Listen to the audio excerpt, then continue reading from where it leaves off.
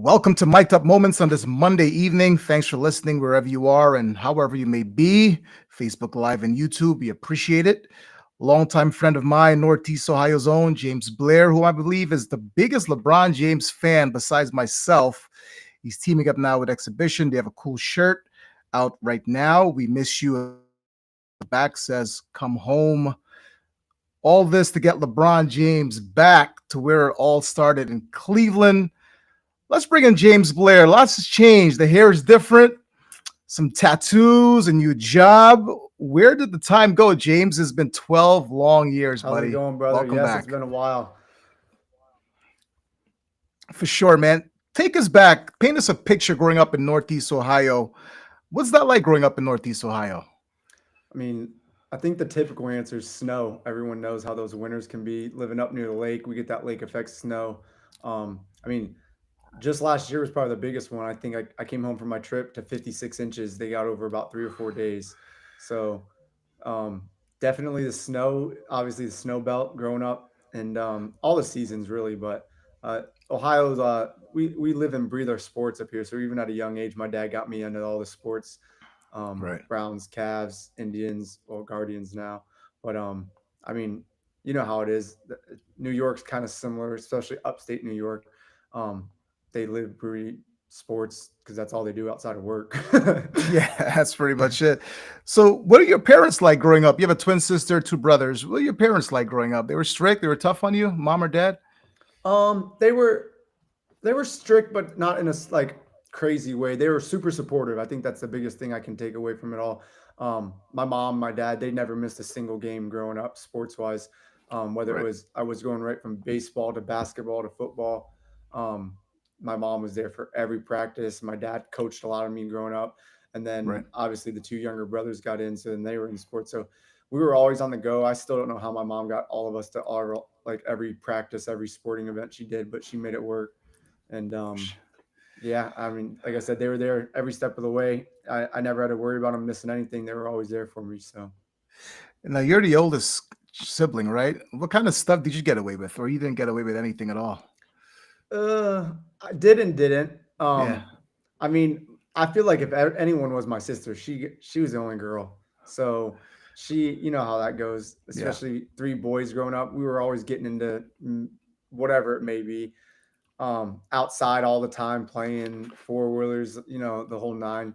Right. And I feel like if anyone got away with anything, she slid under that radar a lot more than any of us. Remember a couple years ago, Joakim Noah infamously said, "There's nothing to do in Cleveland."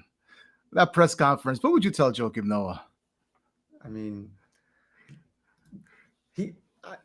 Looking back on it, I think he was just trying to spark that rivalry up, and like he knew how he'd get under the fans' skin. And that was one of the sure ways to do it. Right. I mean, he's bounced around pretty much in his career after that, so I think he's seen plenty of different cities and realizes like the small markets are just as good as the big markets, sometimes better with the way the fan bases are. Right. Going back to our incident when we went to Miami, we saw firsthand how fair weather fans can be. So Yeah. I don't think we're going to see that in the smaller markets of people leaving games early and doing that. Like even when the Browns were 1-31 or whatever over those two seasons, they were still packing the stadiums on negative degree days and still Yeah. tailgating and going to these games. Just it's different in these neck of the woods over here. That's for sure. When was the first time you watched a game of basketball? Whew. Like actual like competitive basketball was probably I had a third, fourth grade. Like actually getting Okay. into it myself though was when I was going probably around fourth and fifth grade. That's when LeBron like the hype started when he was in high school. Yeah. So I kind of heard about that, and then they started putting his games on like national televised, and they had him moving to bigger arenas because like the draw. So like obviously I started like, and that was I want to say the age like 10, 11, 12ish range where you really start getting into more like competitive. Like we obviously played sports growing up, and it was like you're playing the other team, and but to like the true competition really starts coming out around that age. Yeah. Obviously, when you're 8, 9, 10, you're playing. You still, you want to win, you like that, but that like competitive like edge, that nature of the game that you get doesn't really start. I feel like until you get more like almost to late elementary school, middle school age. How good were you in basketball? Were you pretty good? Point I guard, wa- shooting guard? Yeah, I played guard for most of my life. I didn't hit my growth spurt till my sophomore year. My sister was taller than me my whole life, and I hated it. All I had on her was that I was older by a minute, and she was taller than me until like my sophomore year. Right. And then going into like my sophomore year, I grew like 5 to 6 inches over the summer, and then got up right around 6 footish. So then that's when I finally hit it. But growing up in elementary school and all through middle school, that's what I played guard basketball like through the school, and then the YMCA like local leagues and stuff like that. Yeah. What came to mind when you first saw and heard of LeBron James? You ever see anything like this? I mean, did you watch his high school games? Yeah, so I seen him like the end of high school, and that's really when I started like getting in like the way he like commanded the floor and the way that he just like took over games. That kind of like sparked that kind of fire in me, like the competitiveness and like to be like, oh, like obviously you pick somebody you want to emulate and be when you grow up. And so Right. like I just latched on to LeBron.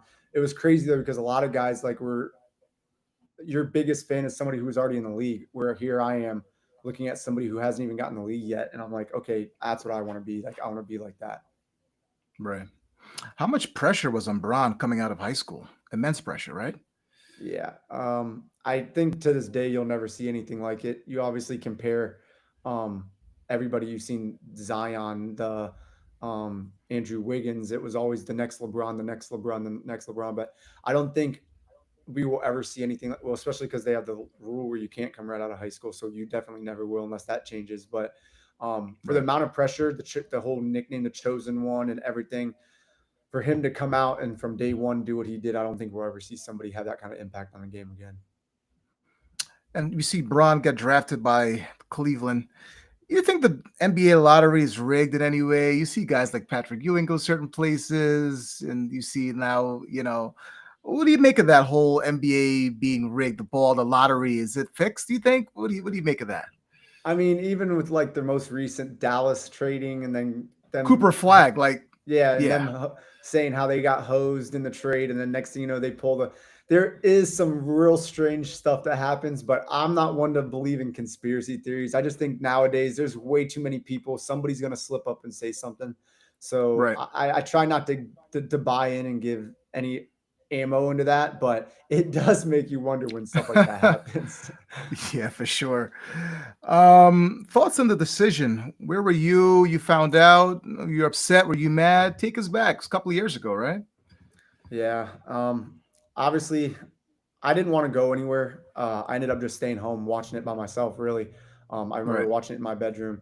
I didn't want to be out because I didn't know. And Right. uh, it's the same thing like watching sports games. You don't want to watch it with like a bunch of people who aren't cheering for the same team you are. So I just didn't want Right. to be in a bad environment. So I just stayed home, watched it. Initially, obviously, gut punch. Um, I mean, guy born here, raised here, drafted here. It's like the storybook, and for him to leave. But then like reality set in, and it was like before I was ever like an actual fan of the Cavs and that. Like obviously I would watch it with my dad growing up, but I was a LeBron fan before I became a fan of like any the teams. So I Right. was like, I'm still gonna support him. I still obviously am gonna root for him and hope he does well. Obviously, I would rather it be on my team, but like I've always been a realist and try to look at things from like the big picture. And so at the time, if you look back, like that Cavs team and the Cavs organization really wasn't giving him much, and they really didn't try to surround him. They kind of just rode the LeBron train. Yeah. And you look at some of those rosters in 2007, 2008, like Man. going Yeah. on, and it's like, what were they doing? Like, Yeah. no offense to the guys, but like you take a guy like Sasha Pavlovic, Ira Newell, Larry Hughes, Mo Williams, like these guys are talented guys, but there's not gonna. I mean, he made some of these guys were alternates on the All Star game and ended up being All Star selections, and that's all directly because of how LeBron plays and how he like, how he makes everybody around him better. I mean, we got swept by the Spurs, right? Back in '07. I Yeah, mean, I mean, I so think that was his first real like reality check in the big league. He came in from day one, kind of doing what he had to do, and you've seen like yeah. he's been pretty consistent across the board. But I think that playoff, the intensity, the whole series, going through the playoffs, very like the trials tribulations that you have to face the whole time is Right. something that he didn't experience. And I think like it does take a good team to win a championship. And if you look back, I would say that might be top five, maybe even top two or three worst NBA Finals teams to ever go to the finals. Yeah, seriously. Were you at that game when Braun finally came back? When he went to Miami, came back to the Cavs? I was at that game, man. I flew Yeah. into Pittsburgh and then I drove into Cleveland. Yeah, it That was was hostile, something. That man. was a hostile game, man. Again, it might be one of the most like intense hostile environments for a sporting event. Yeah, The signs, like the energy, like it yeah. was rough. It was Every time he rough. touched that ball, he was being booed Oh, every single and it time. just echoed through the arena. Yeah, yeah. Were you cheering Braun that night? Baby Oh, claps? I wore a LeBron Heat jersey. You did? Yeah, because I knew there wasn't going to be many, so I was like, I got to represent for my guy, Right. and it was not fun. You got some I was, backlash, some fan oh hate? yeah, technically I was supposed to go with the girl I was dating at the time. When I went to pick her up, I was probably I'm not even, I want to say 18, 19 at the time. Right. So I pick her up. Her dad sees I'm wearing a Heat jersey, and he's like, I know how bad this is going to be. I can't let her go to this game. And so last Wow. minute, she couldn't go. So I literally had to call my dad up last minute. I'm like, you want to come to this game? And he's like, huh? I'm like, do you want to go to the game? And he's like, yeah. So I went back home got him, picked him up. And so then me and my pops went to the game. Wow, what a story. That's crazy. Yeah. Yeah. So Braun goes to Miami. He's, wins 2 out of 4 NBA titles. The Heat, 2013. He's playing a game, right, versus the Cavs. And then the world finds out and knows James Blair. Take us in that game. Was it the fourth quarter leading up to that game? Were you planning it to go on the court? How did that all come about? I definitely planned it. I put out a tweet like before, just messing around, and said if this gets 10,000 retweets, I was going to do it. Right. It ended up getting like 5,000 or 6,000, but it was just kind of more like a social experiment to see. I was doing it no matter what. It didn't matter if it got 1 retweet or more.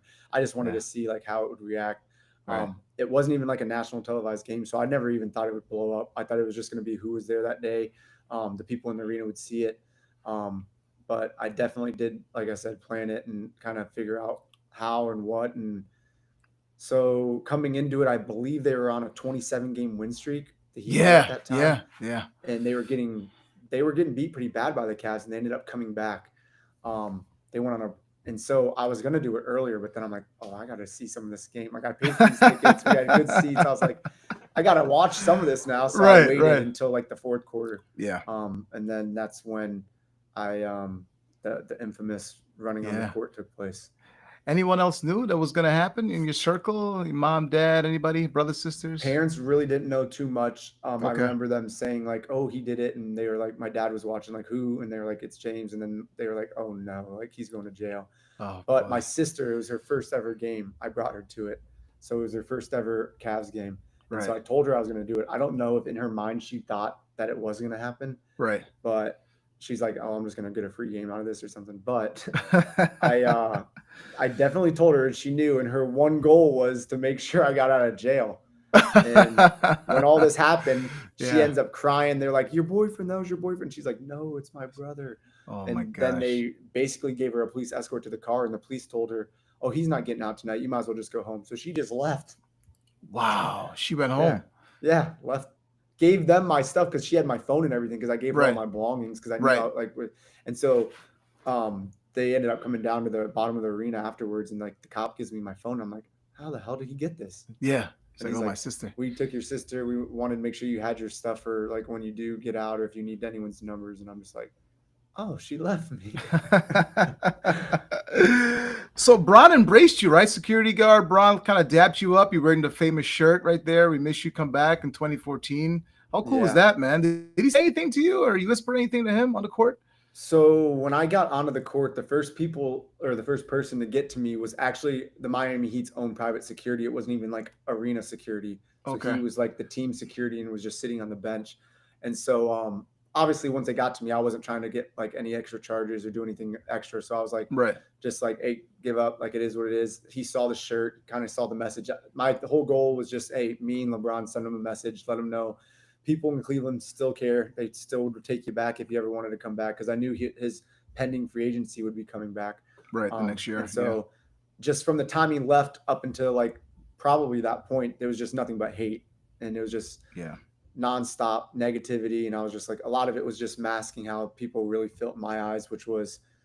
they cared about LeBron. They wanted to see him do what he was doing, do it at home. Right. And so I was like, just want to remind you about how crazy us Cleveland fans are. If you ever want to come back, like there's people here that will take you. And so Right. I just wanted to get that ball rolling in a sense. And so then after he saw the shirt and the security got to me, I was just like, whatever. Right. And then as they started taking me off the court, that's when like the rest of the arena security came.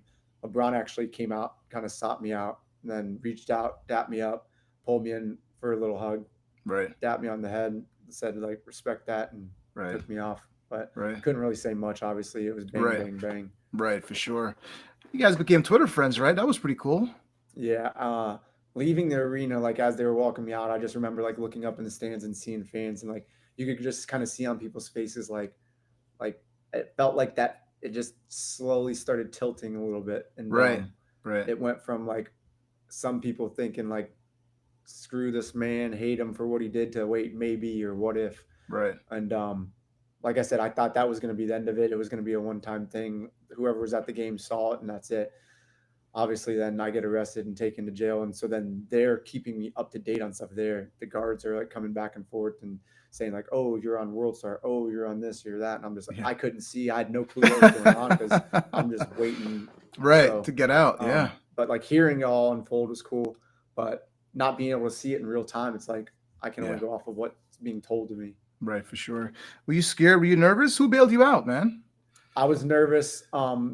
Obviously, that's probably the most. I don't really get nervous for stuff, but like just knowing like the potential repercussions, like I was like, okay, I know there's. It's not like they're gonna just be like, okay, have a good night. Right. So that aspect of it was a little bit nerve wracking. But like I said, if I say I'm gonna do something, I'm gonna do it. I've always been Right. like that in life, and I already committed and said I was gonna do that. So that there was pretty much no way that was not gonna happen that night.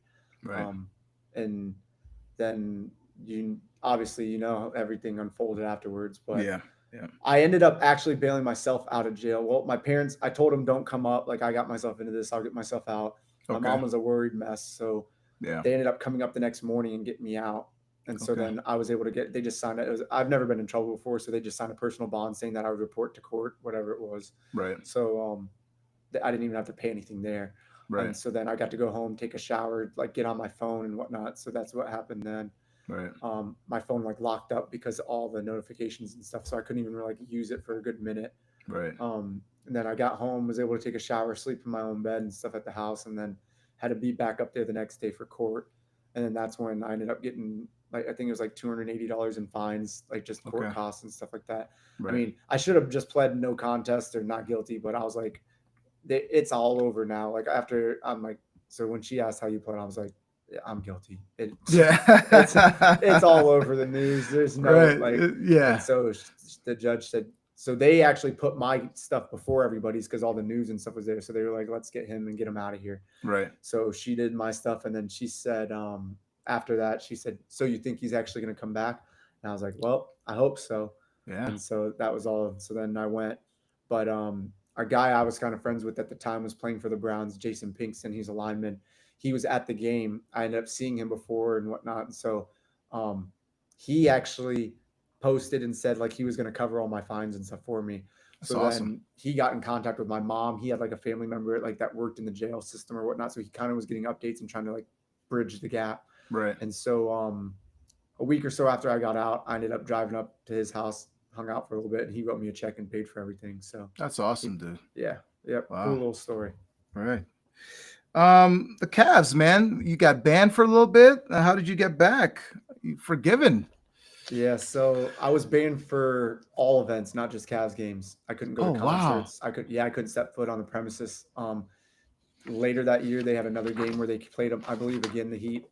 And people that were there saw them passing my picture around because they thought I was going to try to sneak in. Yeah, yeah. And so I honored it, didn't go to any games.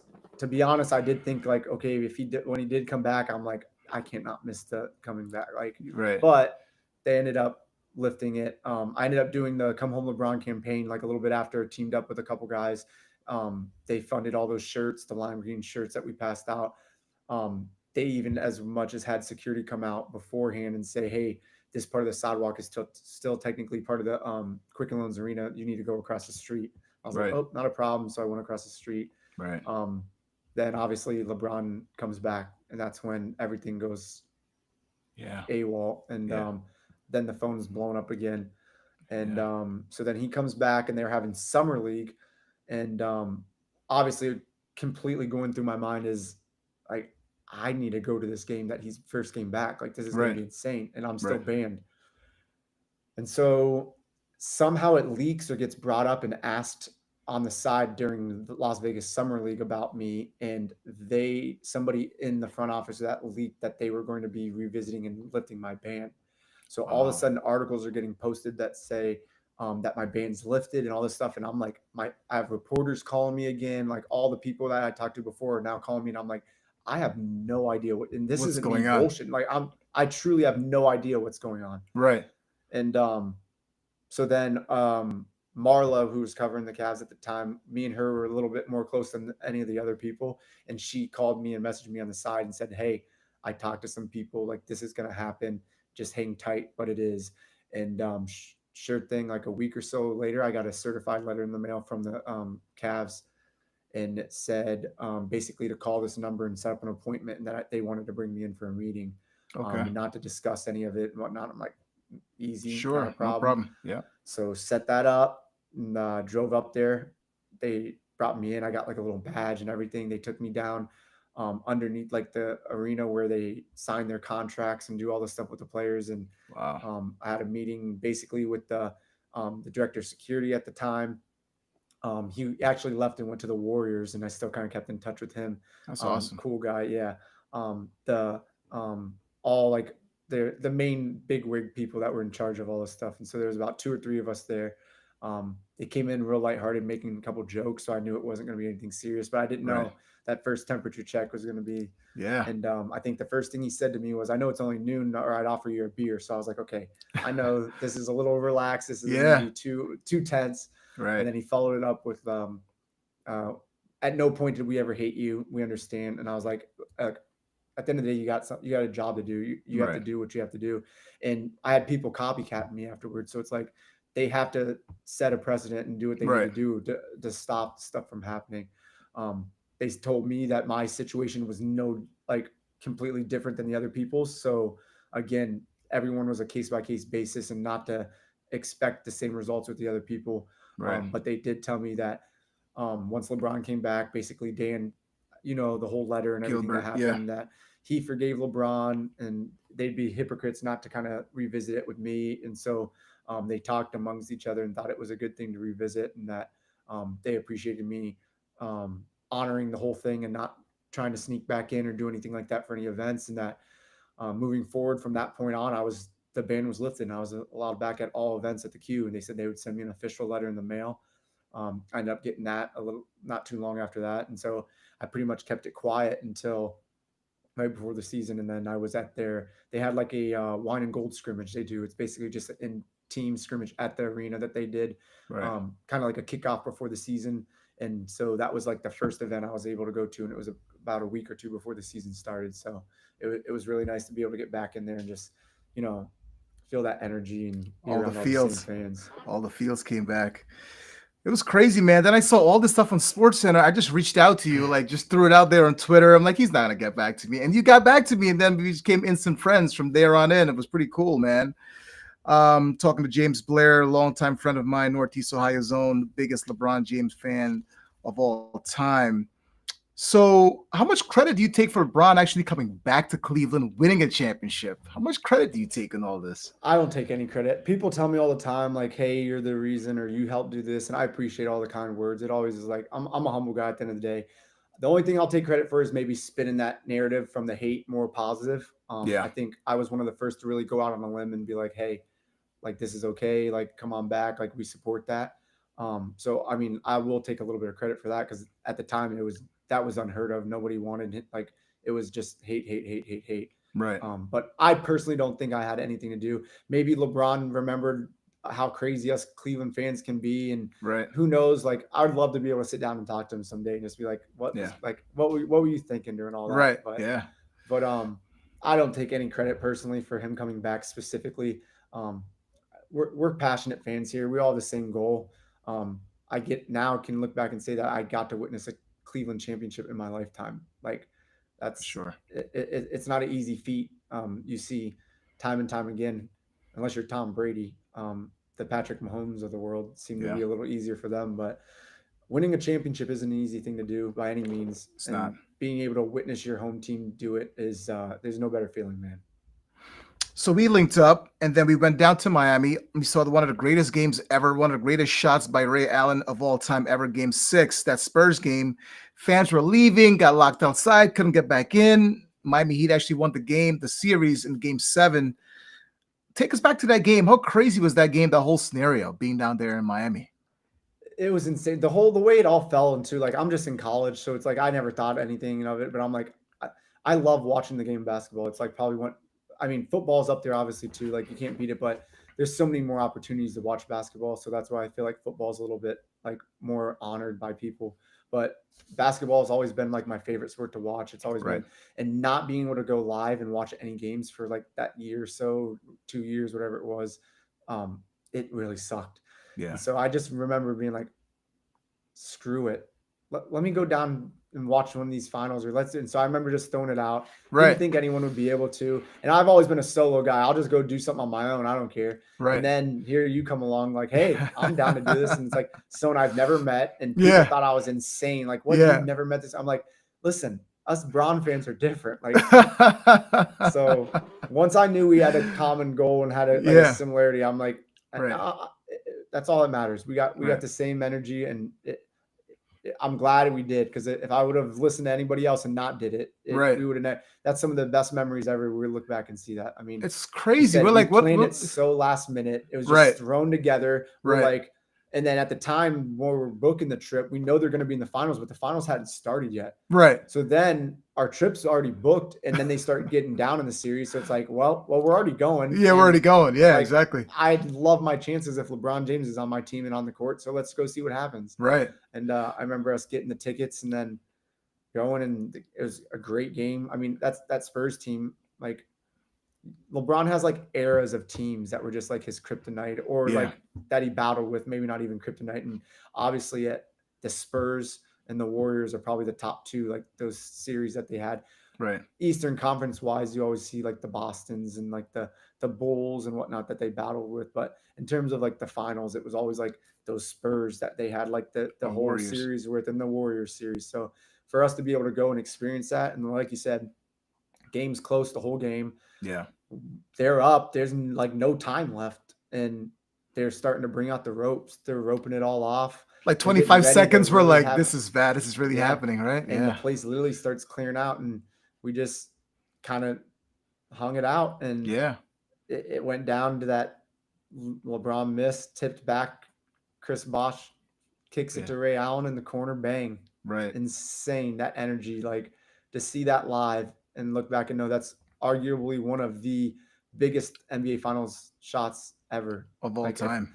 It forces them to go to Game 7, and then they get the job done, and just wild. Like I said, being able to experience that and look back and know like that's something we'll never forget, and we'll be able to talk about forever for a long time. They had those fans outside after Game 7, like the pots and the pans. They were clanging and banging. It was all the Cubans and all they were in back of trucks, and I remember looking at you going, if this was Cleveland, these cars are getting flipped. Like, but they're just happy go lucky. Like they're all in back of pickup truck, just pots and pans, wooden spoons, smacking them. We're out there just vibing. The energy was insane. I remember them passing out. We got pictures holding the newspapers. The newspapers. And and then it just worked out perfect. Again, the whole thing was like meant to be a dream. Then really the parade ends up getting scheduled perfectly, like the partying, not the parade. We didn't see the parade, but the partying that they had when they came back and partying and all that literally just coincided with all the last days we were there.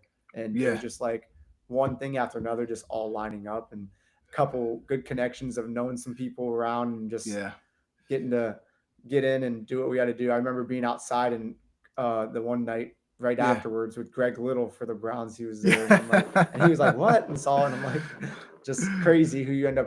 I think Yeah. we watched. Didn't we watch Stephen A. Smith get turned away at the Stephen door? A. Smith Jalen got turned away. Rose. Jalen Was it Rose was Jalen there. Rose? Jalen Rose Uh, was there. JaVale McGee was there. yeah, Pat and a Riley's couple of those sister big was names were there. literally getting turned Yeah, away at the turned door. It away. was Yeah. insane. How It was did we even? insane. I don't even know how we even got in that place. I really don't even know how we made it in because we had no ticket at all or anything. We're just two dudes trying to And get then in.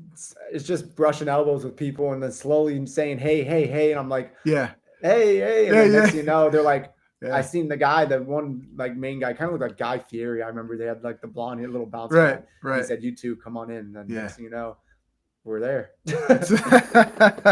Those teams are incredible, man. Those Spurs teams, talk about Hall of Famers, right?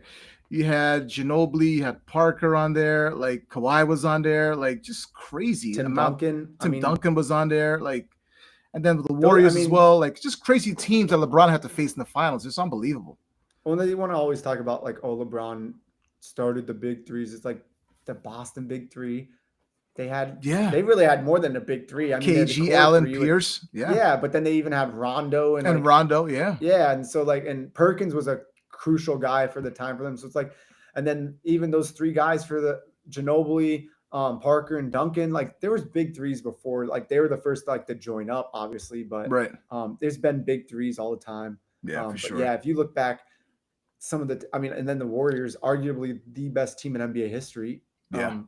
And it just sucks because like LeBron comes back and we have arguably the greatest team probably in Cleveland Cavs history. Right. But then there's the Warriors. Yeah. That's And crazy. then the injuries we have. So then like the first year, obviously, and then we get the best of them. And then they go right and add Kevin Durant to the already stack. And it's just like, Oh my God. But how do you come we back should, this? How- yeah, we easily should have another 2 or 3. But like Yeah. I said, I won't be greedy with one. Give me my one. I'm happy. For sure. So we got in there and like we're partying and we're looking at Wade and Bosch on top of the balcony. And I think Wade says something to Bron about you being there. And then Bron's like, yeah, that's Blair, that's James. Kind of give us a nod and everything. We were drinking a couple Coronas and everything. Yeah. We saw that huge cake was in there. Pat Riley, like the who's who was there. Like, I'm just like, I looked at you and, then and there's us. yeah, then there's us, and we looked at each other like, I think it was worth it. This is all worth it, I think, Yeah, right? Kind of worked 100%. out. Yeah, 100%. I mean, like you said, you're brushing nose. A couple of his boys end up walking around outside. I remember seeing them like, oh, hey, like, Yeah. just and like you said, the people you're seeing, and then there's us, and then they're Yeah. shouting us out, and they're Yeah. like, oh, the DJ's from Cleveland, and he's like, hey, James Blair's in the building. It's like, what? What? Like, they're literally releasing a Drake song for the. By the first way, time. Drake was right there, right? Versace, right, was playing. We're like, They holy dropped hell! Versace for the Yeah. first time that night, and then it's all over after that. And yeah, just looking back, it's like, what were we doing there? Yeah, what were we? We had no business being there. It all kind of worked out, man. Crazy. Tell us about the article ESPN wrote, man. How cool was that article? Yeah, I mean, they ended up doing 2. The big one was obviously the ESPN, the magazine one. They sent out, Hunter came out and did a whole thing, stayed in my hometown, went out with me, like did a bunch. They ended up doing like, I think it was like almost a full week. They had a whole wardrobe people come, like makeup, everything. And I was like, this is new to me. Yeah. But it was a cool experience for sure. Like looking back, I try to always say yes, don't say no. Like, and that's like, even when I was younger, I always have been like, put yourself in those uncomfortable situations, say yes to things. Like you're not going Right. to be able to experience and do things unless you say yes. So I try to always like do the same thing in my own life. Don't be afraid to say no, just say yes. So when they reach out, someone's like, hey, you want to do this podcast? If I can make time, 100%. Sure. Like, I've never tried to make money off this. I've never charged anybody. It's like, I just enjoy talking and meeting new people, and like getting to do all this is just fun. So Right. when he reached out, I was like, are you kidding me? Like you actually want to do that? And he's like, Right. yeah. So I was like, come on, let's do it. Right. And then obviously when he came back is when it blew up even more. And that's when ESPN did like the little mini segment on me. And then they aired that. I think it was like 4 or 5 minute long. They aired that right before the home opener of that first time, the first game back. Right. And that was again wild. They had like giant tracks set up with giant cameras. We had to unplug the fridge because they could hear just the fridge like silently running in the background with the technology they had. Wow. Like it was insane. They Right. ended up wanting me to go to a game, so we went to a preseason game, and they literally just had me mic'd up and recorded me the entire game. That's just so they could awesome. have a couple bits of like footage to use in like the little mini docu series thing that they put together. Like I think they said they had like 80 hours of footage, and then they used like 4 or 5 minutes to make this stuff. But Wow. it's all fun. Like I said, looking back on it, it's always cool to be able to talk about it and tell the story. But I Yeah. never imagined any of this happening or thought any of it would come from it. I literally thought whoever was at the game that night was going to see, and it would just be talked about as like something to Right. laugh about. Right. Did you ever keep that magazine at all? You still got it? I do. I got one right over there sitting. Yeah, they sent me a whole box of them. Yeah, Did you they don't really? make paper magazines anymore. Are you It's all serious? digital. It's all Oh digital. I'm pretty man. sure. Yeah. So Man. the end of an era. So, but yeah, that was the only thing I'd always ask for. I'm like, look, I don't mind doing any of this. Send me a bunch of them when you're done. So they sent me a bunch of T-shirts and a box of magazines. So I have a whole box of them still laying around somewhere. But Wow. yeah, it's a cool coffee table piece to throw and be like, by the way. For sure. And they had the king, the crown, and so you're in the bedroom, your bedroom. Those pictures were taken They in did your that house. outside. I had that big banner. They hung it from the roof of the house for the one with the Oh, crown and that. They went to the store, bought a bunch of chalk, had me throwing up chalk. There's all chalk all over the deck because of all the different takes they wanted to do. But yeah, no, they had a whole crew here. They did everything. It was insane. holy hell! I'm thinking they were probably in your bedroom and then they set everything They up and did stuff in there, but then okay. all the pictures like that where I had like the crown, like all the stuff like that was all outside. They took that big banner I had of LeBron. It was basically like a vinyl banner that was hanging on a building, and Right. I ended up coming across it for sale and bought it to add to my collection of different random stuff. So they had Wow. me unfold that, and it was so big I had to literally we had to hang it from the roof, and it hung over the side of the house, and that's where they took the pictures at. Jeez. Yeah. Man, what a story. Have you ever been back to Miami since we left? You ever been I back? have It's been not. 12 years, man. It's wild thinking about it. Yeah. Them Crazy. COVID years really made time fly too, but Yeah, it's like a blur. Yeah. no, I have Seriously. not been back to Miami. I've been to Florida a bunch, but not Miami specifically. Right. Um, most of the travel I've been doing now has been out of the country. I haven't been too much around. Um, After like some of that, I went a trip through Bud Light and went over to Colorado with my dad. We went and did that, and then I ended up my buddy Dante, my best friend. We went and watched LeBron break the scoring record in LA. In LA. Okay. Yeah, Very cool. so that was another last minute kind of like our trip. We didn't Yeah. know what to do. We had to buy tickets for multiple games because he was getting close and we didn't want to Right. go to the game. And he ended up hitting it on the first game. So then we're like, well, we already got these tickets. No one's Yeah. gonna buy them now. So, Right. but getting to watch him break the record and be there for that moment was pretty sweet too. Yeah. Crazy how that series went. They were down 3-2, came back and won the series. Then we were in Miami. South Beach was pretty cool, right? We did the Thriller. I don't know if you remember the Thriller boat ride Yeah, we the did. boat ride. We Yeah, saw that crazy guy on South Beach with the snake. We saw that. yeah. Um, That's a different animal. South Beach and Miami. Like we yeah. went to what was that? Wet Willie's. Wet Willie's, Got yeah, had a drink there. those Yeah. those nice strong slushies they Yeah. have. Yeah. Yeah, we found some leisure time in between our crazy It was antics of going to the games. That we did get some beach time and do some other Yeah. leisure activities, but It was like a it movie, was a man. It fun really trip. was a It really movie, man. was.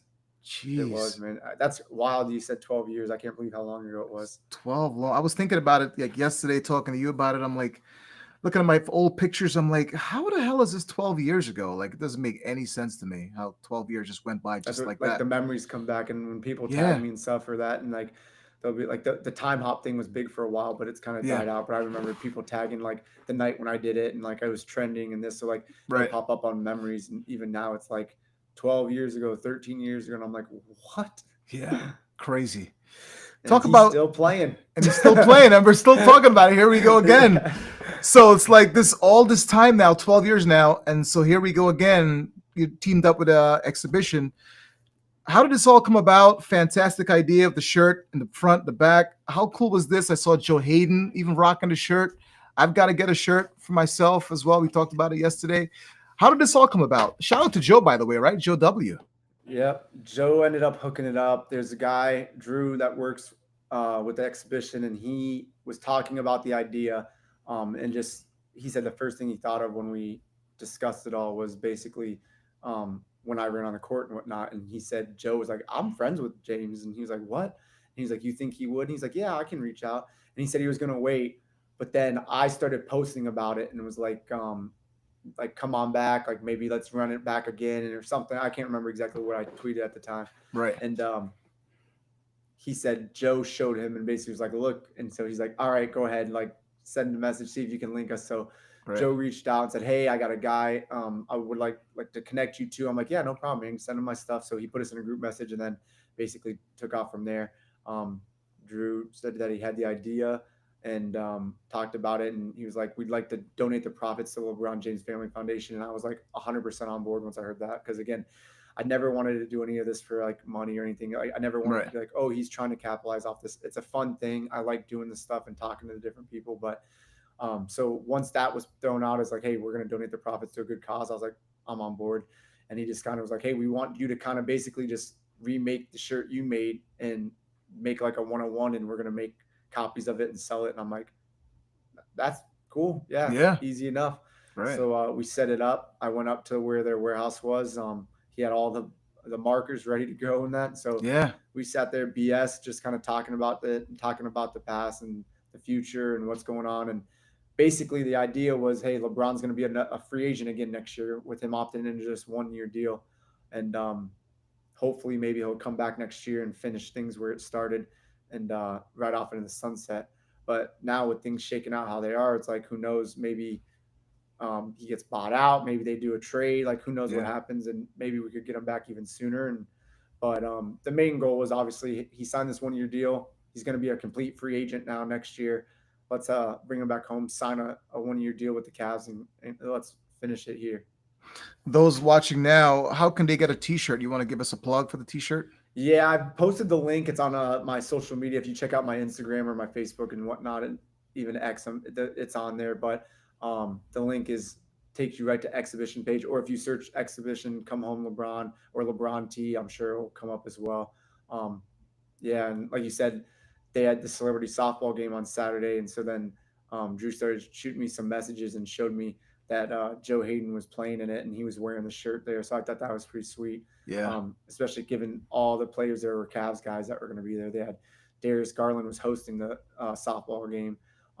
Evan Mobley was there. Kenny Atkinson, the coach, was there. So Tristan Thompson, Rich Paul was there. So it's like, Wow. yeah. So I was like, oh, that's kind of cool. It made the rounds. It makes some rounds. Yeah, for sure. Yeah, definitely a big surprise. And so seeing it was pretty sweet. When I saw that you posted that clip, and I'm like, I got the ball rolling again. I'm like, my old 12-year-old self again. I'm like, here we go again. This can actually happen. He came back the first time, won a championship. Did you go to that parade when they beat the Warriors? Did you go to that parade? I was there with Mike. You know Mike. Yeah. So, Yep. So we went and we stayed overnight pretty much. I was in Myrtle Beach at the time. Wow. So I'm trying to think back. I feel like you're always in Myrtle Beach. You're always there. That's our family vacation. We go there every year. Yeah. That's the go-to for the family. And it's always like the first or second week of June. And then the weather started changing. So then we started going like the week of Father's Day. And so that's when the finals was wrapping up. So one of my like childhood best friends there, him and Levi and his family were down there. And so we all went to, they had like this little bar next door and we talked to them and they were like, yeah, we'll put the game up. So it was just like a bunch of us and a couple other like Ohio people that were Cavs fans, and we watched it. So we watched them win the championship and come back. Surreal. Like is it 3-1, one of the greatest comebacks in NBA history too. Of all time, yeah. And so then at the time, after they won, I was like, oh, I got to be able to be there for the parade. So we found out when the parade was going to be. I flew home for the parade and then flew back for the vacation. So I literally flew home to Cleveland for like a day. We flew in that like the night before. We got there super early in the morning, so we would be like first in line. Went to the parade. The parade was a complete mess. They didn't have barricades up. Everyone swarmed the cars, so the cars couldn't move. Man. By the time they got it figured out, it took way longer than it could. It was like a 90-degree day. Everybody was hot. Yeah, it was. And we were at the very end where the parade ended. So we were going to be right at the stage where they all talked and everything. By the time they got there, they were all trashed. Like it was a mess. It's a mess. It was insane. There were so many fans downtown. And like I said, we went to the parade, then literally jumped back on a flight and went right back to the family vacation. Man, so we're doing this for the second time. What if LeBron does come home, wins the championship in Cleveland? What would this do for his legacy, man? How crazy would that be? Would that, I mean, 5 then? Yeah. And to do that in your final year and ride off in the sunset, and it's a movie. You can't write anything better than that. Yeah, Um, the young pieces and the team we have now, if we could somehow just plug him in and not have to even lose anybody, yeah, that squad is insane. for But sure. um, I mean, you couldn't write a better ending. Like they say about Kobe going out and having that, what was it, 60 points or whatever he scored on his Yeah, final game or however many 60 it points was. versus Utah. Yeah, Yeah, yeah, crazy. and that final game. So it's like those like moments give you chills thinking about like that's Yeah, movie moments right there. And for sure. coming back home, just coming back home alone would be like a movie to finish where you started, wrap Right. your whole career up. But if they could, on top of that, win a championship, there's nothing that could top that. I mean, insane to think about. So, what do you think? He plays out this year in LA. Dallas makes the most sense for him in the West, the loaded West, or just comes back home to Cleveland? The East is pretty weak, so Wide open, wide open. A lot of I would, injuries. yeah, yeah. Yeah. I mean, I don't see Boston being competitive for a minute now. I mean, that injury happened so late. Obviously, um, he's going to be out for some time over there. I think the Cavs are going to be the clear front runners to win the East currently.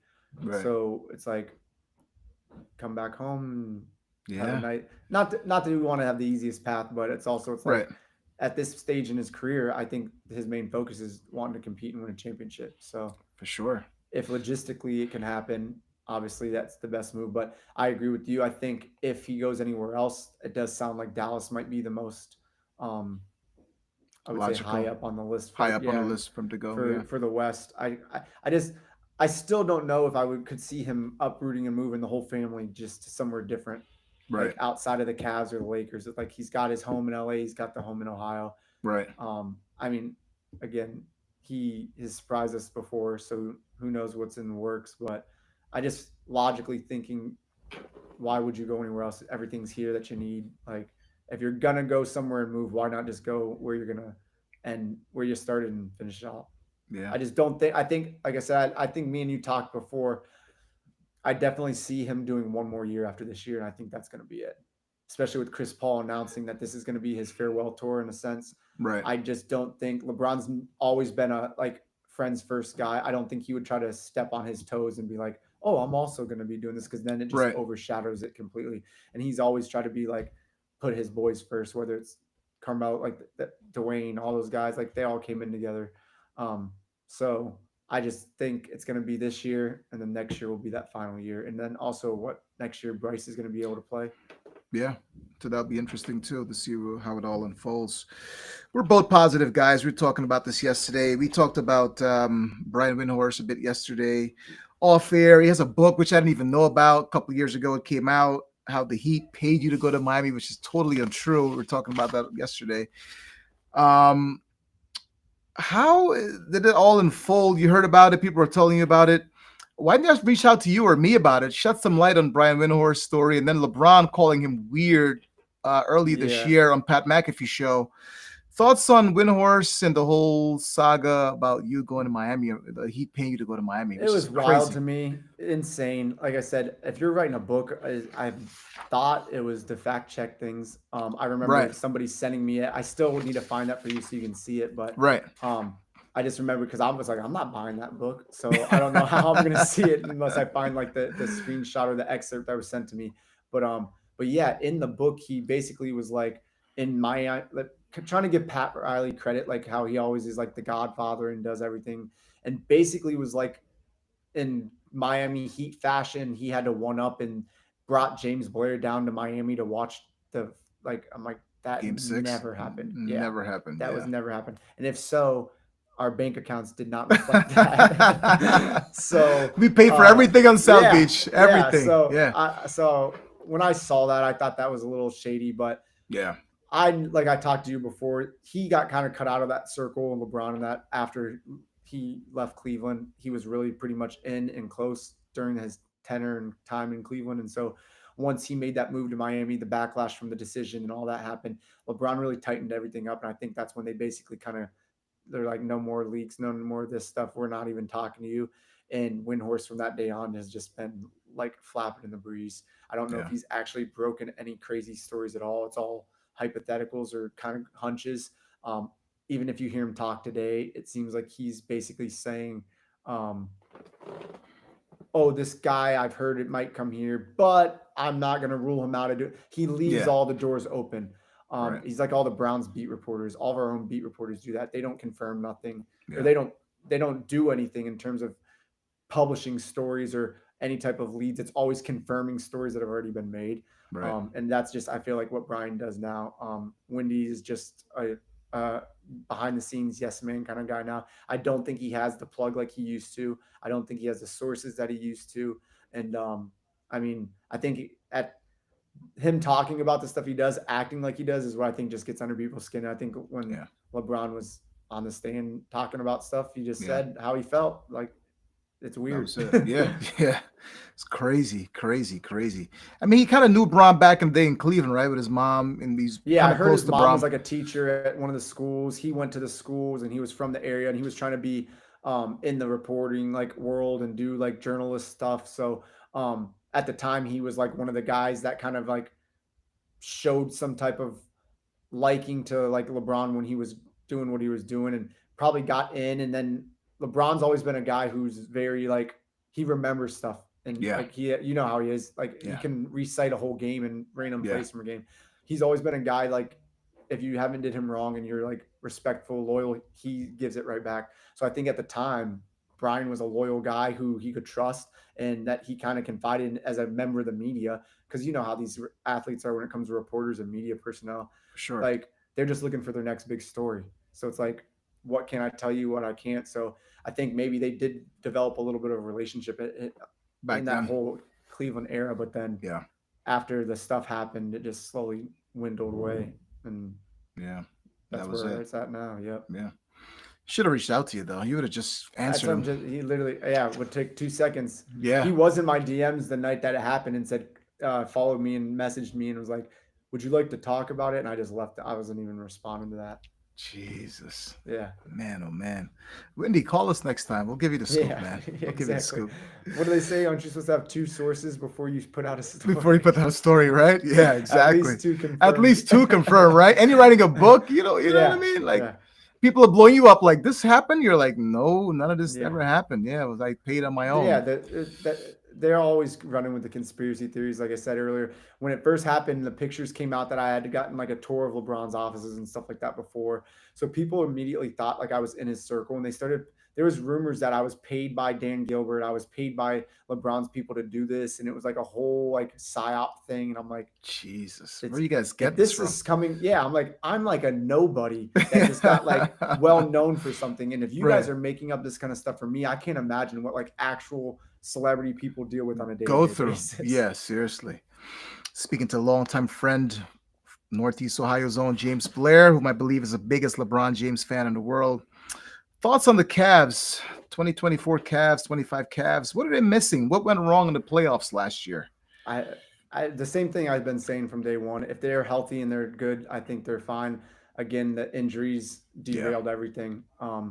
That Garland, I think, came back because of the pressure from the fans in the media. I don't even think he was ready to, and he ended up having Yeah. the surgery or whatever it was on that toe. Yeah. And Garland's not a big guy. I mean, him and Donovan are like similar in size, but Donovan plays. You know, how Donovan Yeah. plays much bigger for a guard Oh, yeah. than he's more of like he plays more like a forward in the way he gets up, dunks, the way he's attacking the hoop. Brutal. Yeah. And Garland's way more of a shifty guy, so he needs to be able to plant, go, and whatnot. And I think that toe injury really set him back. And then obviously Mobley being out too didn't help. I mean, defensive player of the year and Right. everything he had going on. So I do think it was the injuries, and you know how it is.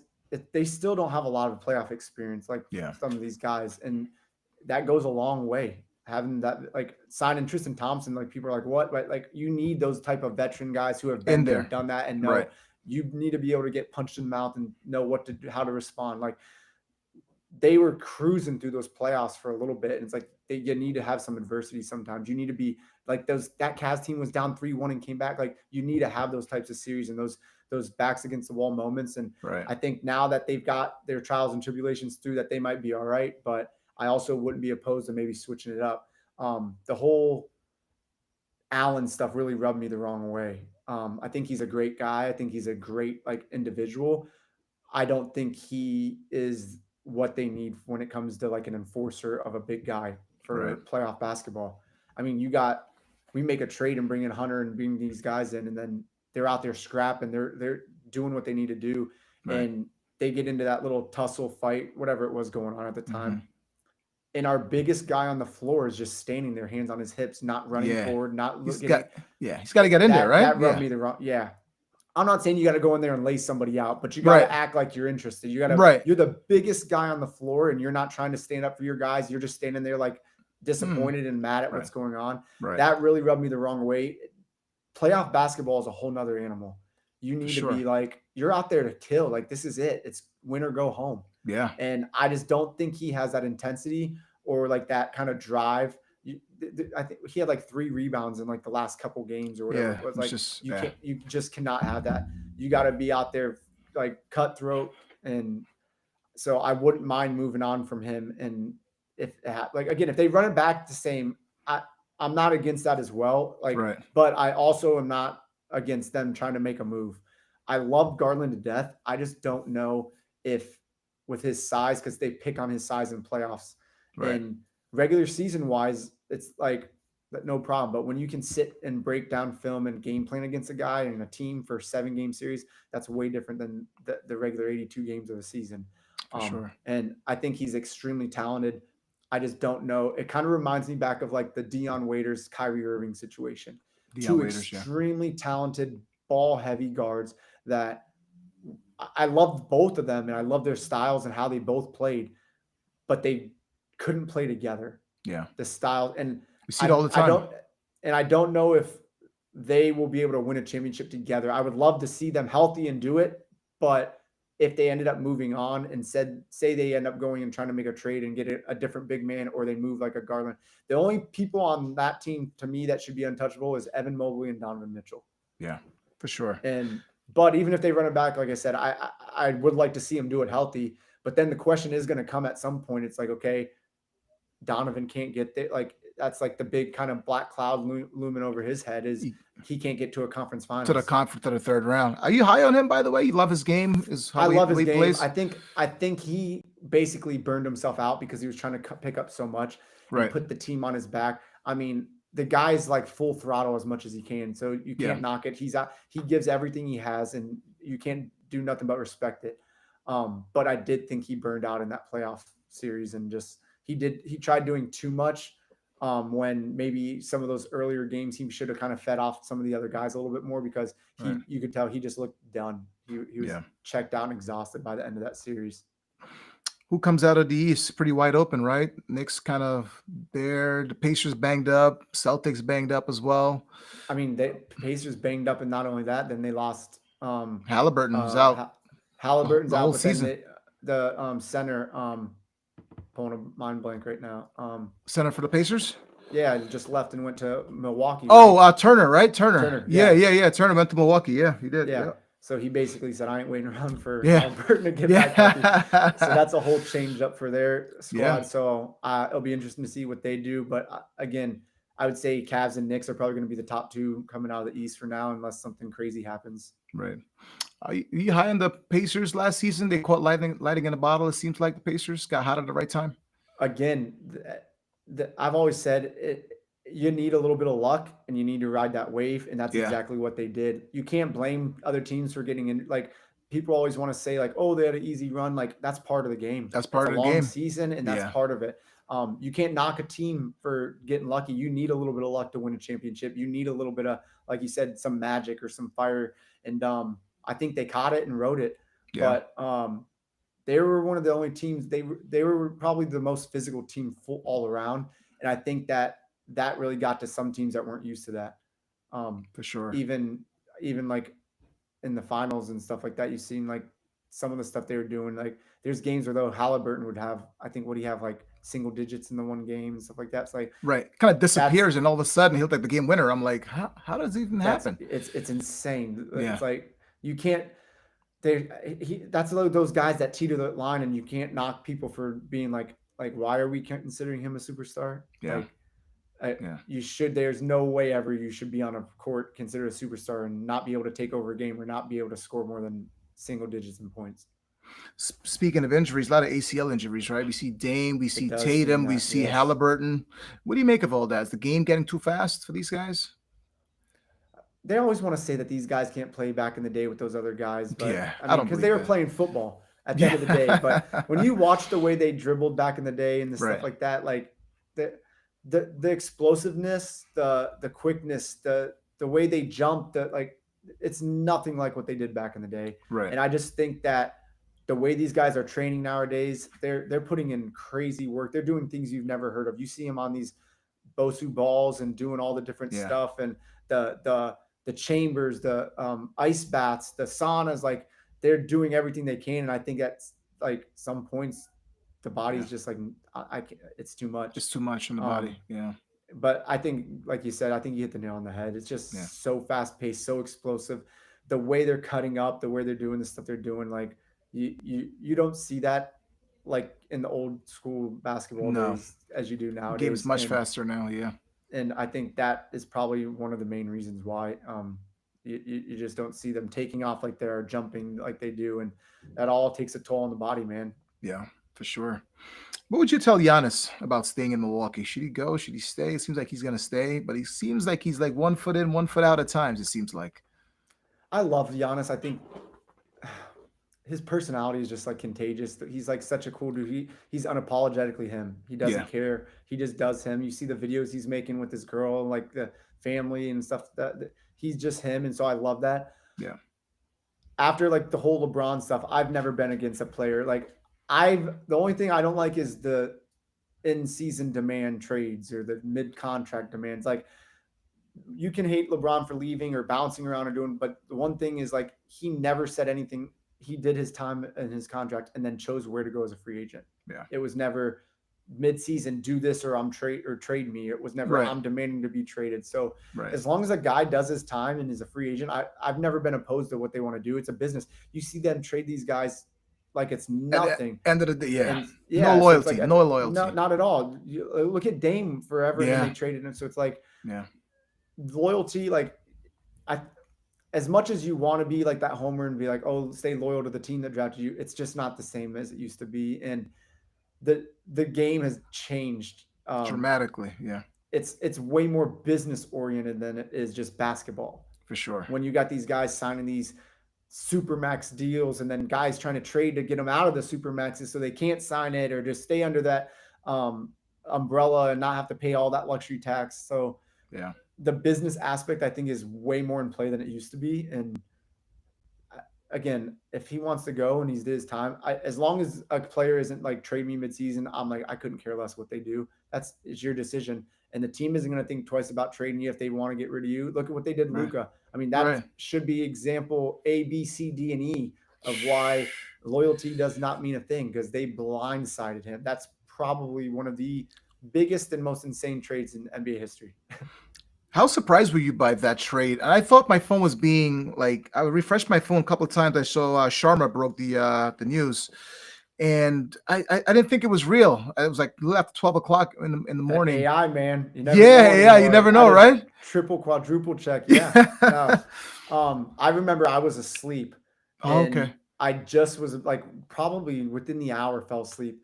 And I remember waking up to messages from my best friend Dante, like in all caps, you are not going to believe what you see when you wake up. And I'm just like, I thought like we were going to war or something. I'm like, what's happening? There's like Right. geopolitically, we weren't on the best terms with I'm like, I don't know what's going on. And then Right. first thing I do is open X, obviously the number one news source. So I get on there and I Right. see that Luka got traded, and I'm like, what?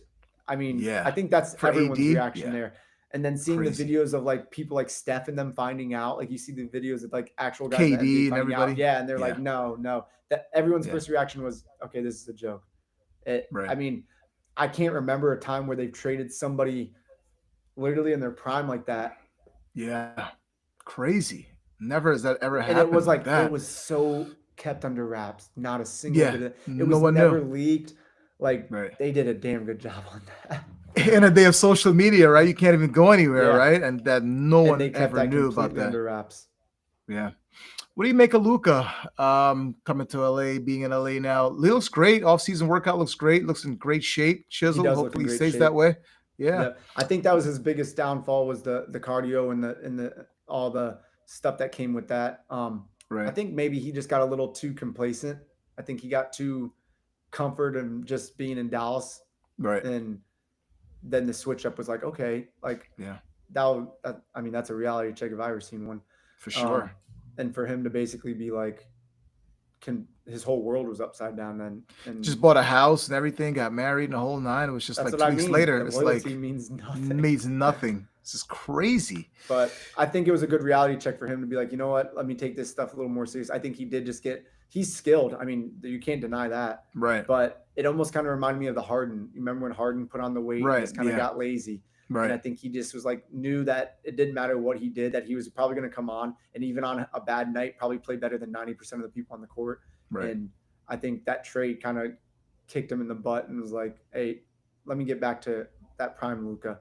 And if everything looks like it looks like he's in damn good shape. And For I'm sure. excited to see him play. Whether or not LeBron is alongside him, Luka's became like my second kind of favorite player right now to watch. I like the way he plays the game. I like Yeah. how he talks shit. I like Yeah. how he like I love that competitive spirit. So with or without LeBron there, I'm gonna wish him well and watch him, and hopefully he plays well. But I definitely think last year was a mental thing too for him. For sure. And him and Kyrie went to the finals just a year ago, and now you're trading me the next year. It was just like so surreal. You think Joker ends up in LA, possibly?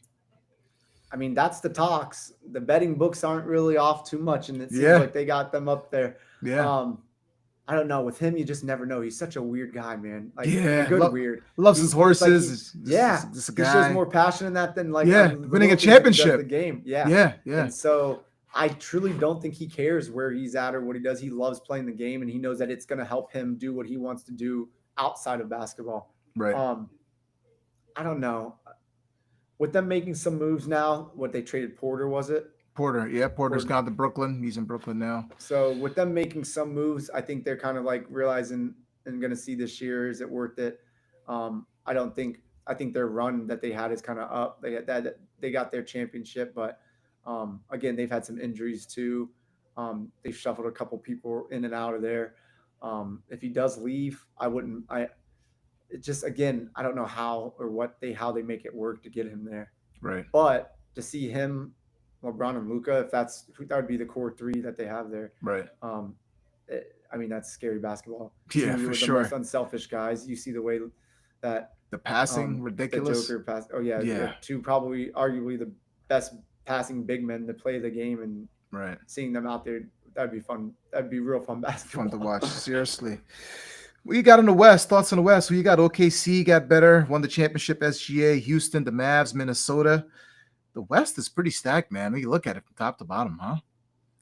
It's wild how it kind of goes and runs. It was the East for so long, For and then so it was long. LeBron could never win in the West. Goes to Right. the West, and the West starts getting built up. It's just it's like roulette. Like, man, it just Yeah. goes and runs. It's Reds and it's the Blacks and back and forth.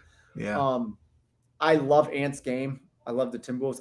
They keep trying to shake things up too with like the stuff they're doing, but that OKC squad is so young, and Yeah. to see what they're already doing, I mean, you can't count them out. And just, I think their average age has to be like 22, 23 years old. Yeah, It's insane to see. They locked up that core three for a long time. Yeah, and if they stay healthy, they play unselfish good basketball. They do. And they're probably going to be at the top of the West for a good minute.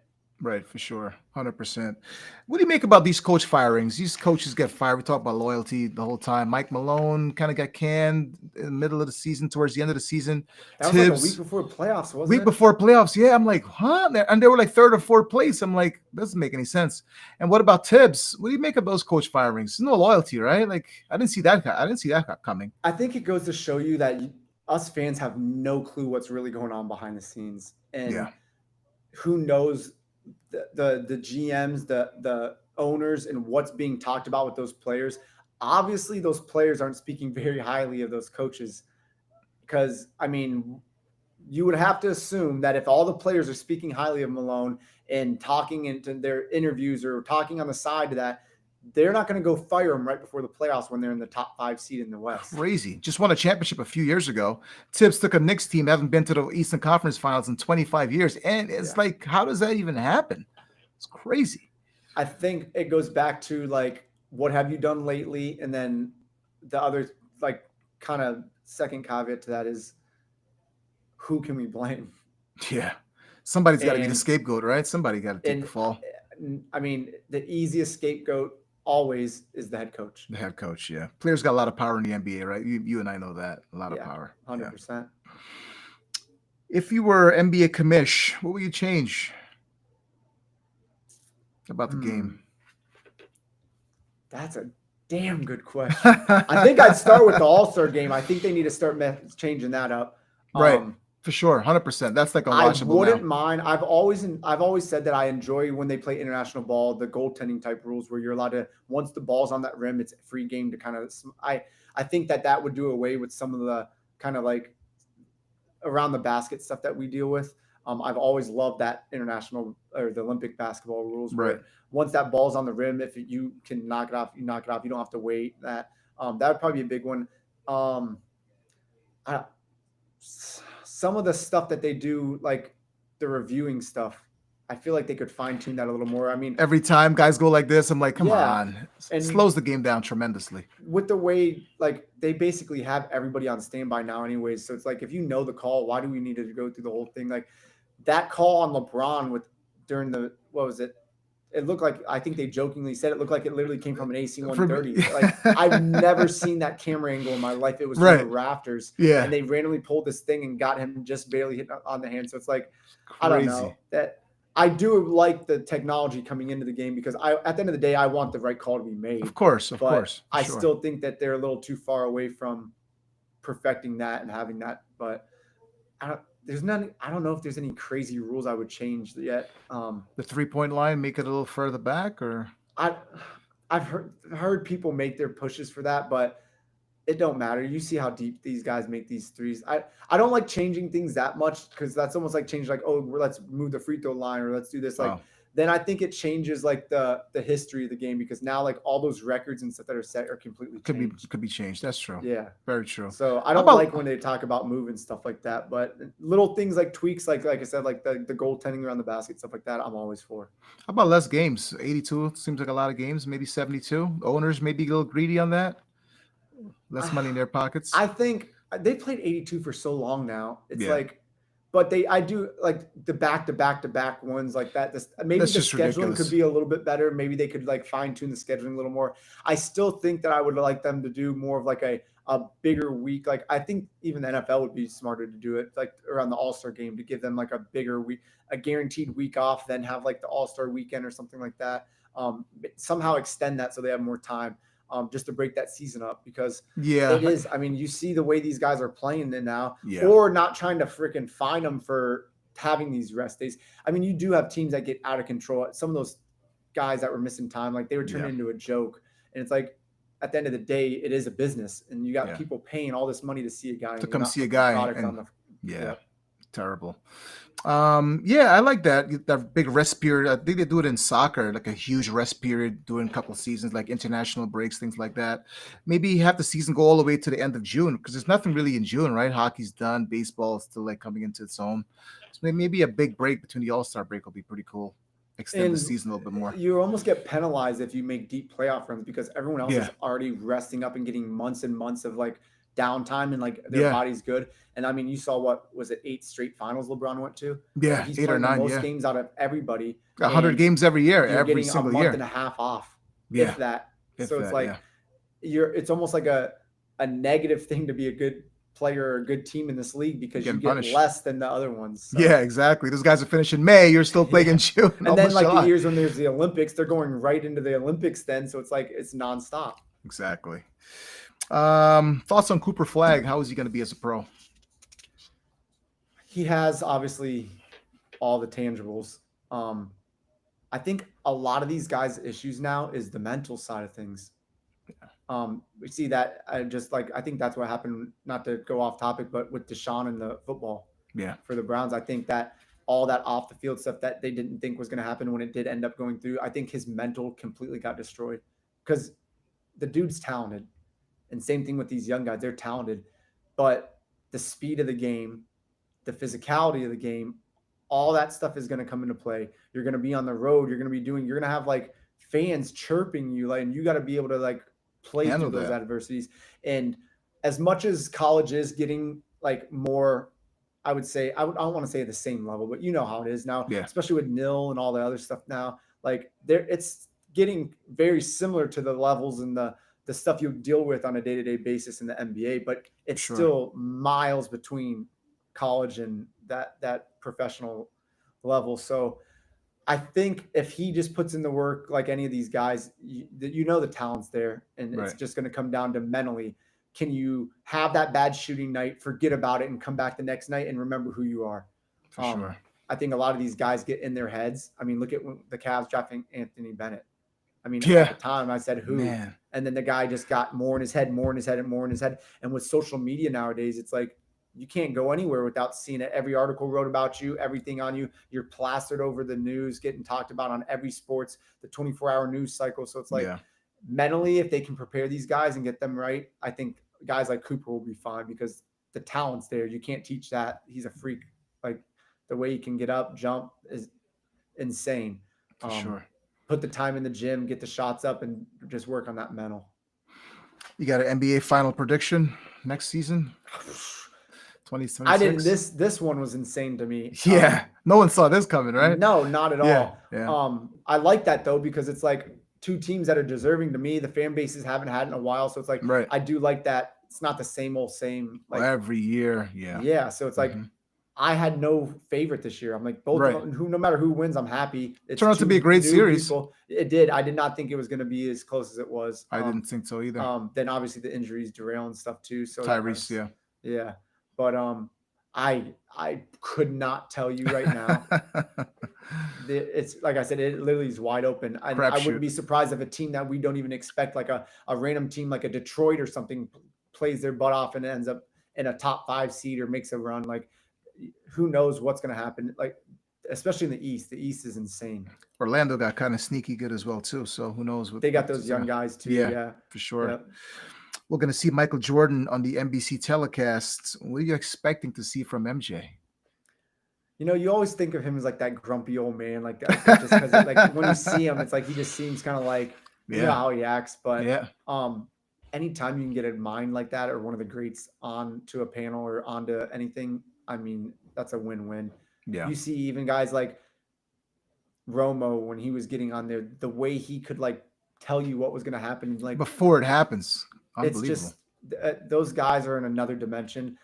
If they ever got like even like a Tiger Woods or something on a broadcast, like anytime you can get a guy like that legendary in the sport on and to be able to talk or be on the broadcast, I don't Yeah, think you're losing at all. You see Saban now doing a lot of the college stuff and even Urban bounces around, but it's like those are some of the best minds to ever see the game, be involved with the game.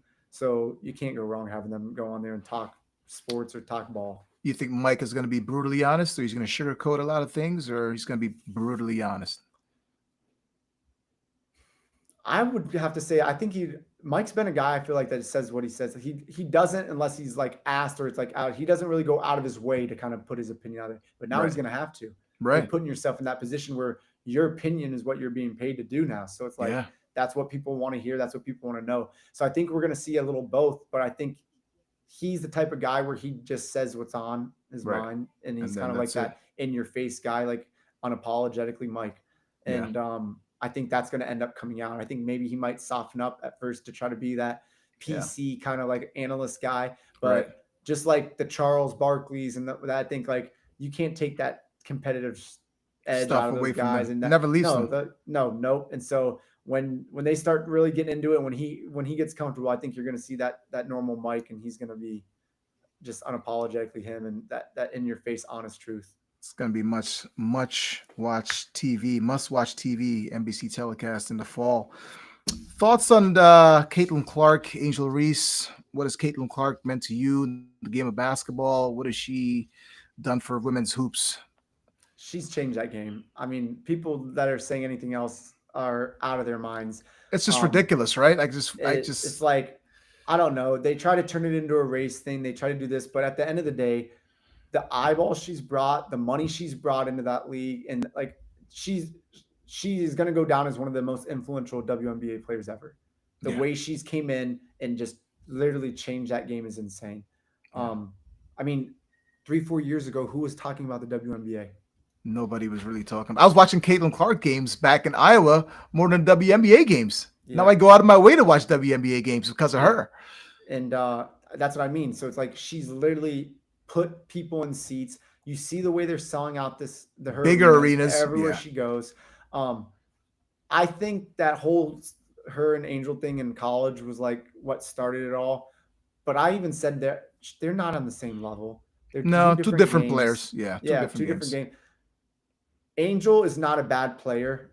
She is still talented. I still like the rebound stuff, like her getting all the me bounds is what she Me calls them bounce. now. Yeah, the me Yeah. bounce. Yeah. She I again it's it's hard when you come in with a player like Caitlin. It's like anybody who came in with LeBron. Yeah. Like they're always going to overshadow you. They're always going to be the talk. They're always going to be the front and center, and it's just how it's going to be. But anybody who's saying Caitlyn isn't good or isn't changing the game is lying to themselves in the world because, again, tell me 3 years ago, name any WNBA teams. You probably couldn't name three. Yeah. You Yeah. couldn't tell me 5 to 6 players. And now because of her, people are watching the games and are able to tell you the Kelsey Plums. They're able to tell Right. you all Sabrina these different, yeah, Ionescu. all Kelsey. of them, Yeah. Yeah. all of them. And so she has brought so many eyes to this game. And the fact that it's pretty disrespectful, I think, because It is. instead of trying to give the flowers, and they don't got to bow down to her, but Right. you're on your chartered flights now because of her. You're doing what you're doing because of her. More And opportunities are out there more than yeah, ever. Just ride the coattails, ride the yeah. ship until And it's so over. yeah, so I don't think that them pitting them two against each other. It's not like a Bird and like Magic. Magic. Like it's not. Yeah, you're not getting like she's not the face of that team where like they're going head to head type thing. Where Right. I could see her and Sabrina doing that. I could see like, I just it's not. And but they're the media and the how it is. Yeah. They want to push that narrative and they want to make them. But again, they're two totally different styles of basketball and For two sure. totally styles of players. They each are doing great for themselves, and hats out to Angel for what she's doing. For sure. But again, what Caitlin has did for this league in this short amount of time, and what she's going to continue to do, is unheard of, and will go down in the history books. You think they missed the mark by not having her play in the Olympics last season? I would have personally. I would have personally that was have her. like a yeah. I think that goes back to like the old good old boy club type like montage. Like they just want to have who has been there, and they were not really of what was best for the group, but more of like we owe it to this person kind of a thing. Right. I mean, everyone's probably had that experience growing up. I remember we had a coach like that in baseball. If you made the team when you were a freshman, you were on that team through the whole like high school career because Right. that's just how things went. There could be a whole group of freshmen that were way better than you, but you would be playing just because of like that. And Yeah. I think that was like the same old kind of mentality of like, they've been here, they did this, even though that's what the world wants. That's probably what is better for USA women's basketball, the Olympics as sure. a whole, and us. They basically were like, oh, we're going to kind of strong arm this situation and Yeah. do what it is. Cause she would have added more value than at least 2 or 3 of those people by For sure. She plays 5-10 minutes. Who cares? The fact that she's out there, you're selling more merch, more eyeballs. You would have won the tournament and the thing anyway. You never lost in the Olympics, right? So you No. would have won anyway. I just don't Yeah. get it. They definitely missed the mark on that one for I can sure. agree with that. Your Cleveland Guardians. What do they need? What's missing for them? They seem like they've been up there. Francona, a couple good seasons. An owner with a bigger checkbook. That's what we need. Because all we are is a farm league for these guys. I don't know. Got It's pluck them tough, out. man. They're It's good. tough. And they pluck them out, and then they're gone. They're really Yeah. good, and then they're gone. You It's see them ever tough. competing for a World Series? They played the Cubs a couple of years ago, right? Was it I was there. 2016? Game 7. They blew Really? the 3-1 lead. Yeah. We blew the Wow. 3-1 lead. Yeah. I was at that game with my buddy RJ. We were on the mezzanine area right where Davis hit the home run to tie. Oh man, what a game. And then they rain delayed us. And then come back out, and then the Cubs end up winning it. But yeah, no, crazy game. Being able Wow. to go to a World Series, and Game especially a home 7. World Yeah. Series, was insane.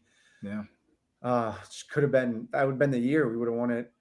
Yeah. Cavs right into the baseball. Cavs right into baseball. Yeah. Basketball. Yeah. Yeah. And Crazy. I don't know. They the injuries again, and now we got the whole scandals with the betting stuff. It seems like it never Yeah. ends. Yeah. It never ends. And then you see we have these good guys down in the farm leagues coming up through our system, and it seems like fans want them. They're playing good, and they don't bring them up. And it's like, I see both sides of it, because you bring them up, you start that ticker, and you got a window of 3 to 4 years, 5 years max before the Yankees, the Mets, or the Dodgers are coming and giving them a $300 million contract for 4 or 5 years. So it's like, they got to be strategic and know when our time is, and bring those guys up at the right time. But then it's like, okay, now are you stunning that guy as a player? It's tough, man. Manfred, I think, brought up about a salary cap and said something. So if that ever went through, I think that changes the game completely. For sure. You don't just see these powerhouses going out and literally just buying. It sucks when you see World Series going on, and it's like, yep, he pitched for us. He was this, he was that. Yeah. It's like 3 or 4 of our guys playing for the other teams in the World Series. You're like, huh? Yeah. It's such a long season. Right now, like the first half of the season was like, this isn't what we're used to. And it seemed like they were more like in sell mode. And then we were worried they might trade Kwame at the deadline. They ended up not doing it. And then, I wanted him to the Yankees, but that didn't happen. Yeah, well, I'm glad they didn't do that. But now they went on a little run. They're only a few games out of a wild card, so we'll see what happens. But I don't know. It's tough, man. When there's no salary cap, it truly is tough. And yeah. I know people are like, "Oh, look at these teams that have did it," but it's not impossible. But it puts you behind the 8 ball for sure. For sure. And even Josh Naylor, letting go of him, he's on the Diamondbacks now. He was a pain in the Yankees' ass. He's like rocking the baby. He's a funny dude, man. I would hate to see him leave Cleveland. I was like, man, where'd he go? And I'm like, Arizona. I'm like, then they traded him again. He got traded this season. He got traded again. Man. So they traded him, and then he got traded from wherever. I don't even know where he's at now. But yeah, no, him and then his brother played for us too. But yeah, I mean, they brought Santana back, and Santana was basically giving us the same. The crazier trade was trading our infielder, and then trading him to Toronto, and then, but then starts playing bad. So it's like, okay, did they make the right decision? But we got these Golden Glove guys, and thank God we got. I mean, even Lindor, like watching him go. Lindor, yeah. It's like it never ends. It's a vicious cycle of sports. Jose decided to take a little bit of a cut for us, and thankful for that, because that's all we got really riding right now is Jose Ramirez. Jose Ramirez, yeah. He's pretty good when he's on. He's really, really good. Who's your favorite Guardian of all time? Jim Thome, Kenny Lofton, Albert Bell? Who you got on that list? Albert Bell and Kenny Lofton were 2 growing up. I love the way they played when I watched them when I was younger. Yeah. Albert Bell was one of my favorites. I remember going to like the local carnival fair that we had going on and playing the balloon pop game and getting a picture of him that I hung up when I was younger. He was massively jacked, right? He could have been a football player if he wanted to be a football player. Yep. He was like one of my favorites. And then as we got older, the Grady Sizemores, Jim Thome, Omar Vizquel's. Yeah. Like I loved watching all that. I've been a huge sports guy. So it's like my dad Sandy Alomar. Unfortunately, stuck on the Browns when I was young, and then right on into the Indians, now Guardians, and Cavs and Buckeyes. So it's been living, breathing it all from a young age. For sure. Cleveland Browns, man. Thoughts on them this upcoming season? Watson, the guy who's going to be under center, QB1. Well, they just signed Huntley, so now we have 6 quarterbacks on the roster. I don't know. The bar's set low. I think they're all predicting the Browns to be the worst, if not the second worst team in the NFL. So I'm like, I guess we can only go up from there. Oh, boy. Yeah. The quarterback is the only question mark. The defense is pretty locked in. I'm really excited to see how Graham does that tackle we got alongside Myles Garrett from Michigan. Again, we got that linebacker too. I don't know. The defense, I think, will be there and give us the ball and give us some good position. But again, the offense. How's the offense going to do, and who's going to be behind there? My gut tells me they start with Flacco, and week 1. Okay. And I think that best case scenario is he's winning games, so he stays in. But if he starts, say, we got a tough schedule the first 6 games or so. I think we play ball. We start opening up against the Bengals, and then within the first 3 or 4 weeks, we play the Ravens too, and we play a couple other tough teams.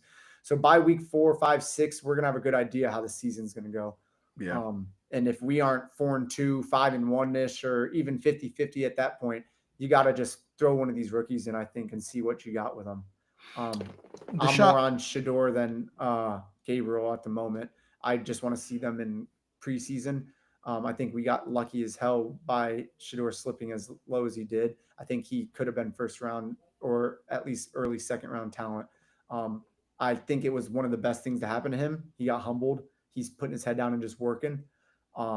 He's looked great so far of what I've seen, the little camps that they're showing. But again, take that with a grain of salt. I want to see him get some live game reps, see some preseason, which we're going to get to see. We're going to get to see these rookies play in preseason. So we're going to get some meaningful preseason football and get to see how these guys play. Yeah, for sure. In terms of Watson, I mean, Baker was my guy. I was a Baker bro. Once they basically made the move and the decision that they were moving on from him, I won't lie. The only guy I was interested in and wanted was Watson. I think everybody in the NFL wanted him if they could have got him. For sure. I didn't want to go down the road of getting Russell Wilson. I didn't want to get Aaron Rodgers. I didn't want to get any of those older kind of guys that were floating around at the time. It was, if we're going to move on, Watson's the guy that I would like to go. To be fair, I was sold on some false promises that he wasn't going to have to miss games. He wasn't going to have any legal trouble and any of that. Right. Knowing what we know now, I would have never even wanted to touch that, knowing that he was going to end up having to do all the – we were basically sold that it wasn't an issue. It wasn't going to be a thing. And then next thing you know, he's suspended. And I truly believe, again, back to the mental, that threw his whole mental off, because this ain't the Monstars. Nobody came down and stole his talents. The dude was talented as hell. You watched in Houston, he was fantastic. Top 5 quarterback in the East. And you don't just go from that to what we saw. And again, he wasn't playing horrible, but it wasn't the normal Deshaun we saw. And I truly believe that he got in his head and his mental is just completely rattled. They've talked about he might be healthy towards late middle of the season. I don't even want to see him play personally. I'm off the whole Watson wagon. I'd like to see what we got in one of these young guys, and know we got 2 first rounders coming up next year. If it ain't going to be one of them, let's see what we need to do for the future, because that's the big question mark for us, is who's going to be that quarterback position. It seems like that's been the thing for years with the Browns organization, right? They just can't get the quarterbacks right? And that's why they went out and opened pocketbook. That's one good thing. Everyone wants to give Haslam shit, and they want to say he's this, he's that. That man will not bat an eye at spending money. If he thinks it's going to benefit the team, look at the stadium they just agreed to build. Like he will put up the money, and he will do what he needs to do on his end to give us what we want, or to try to help this team out.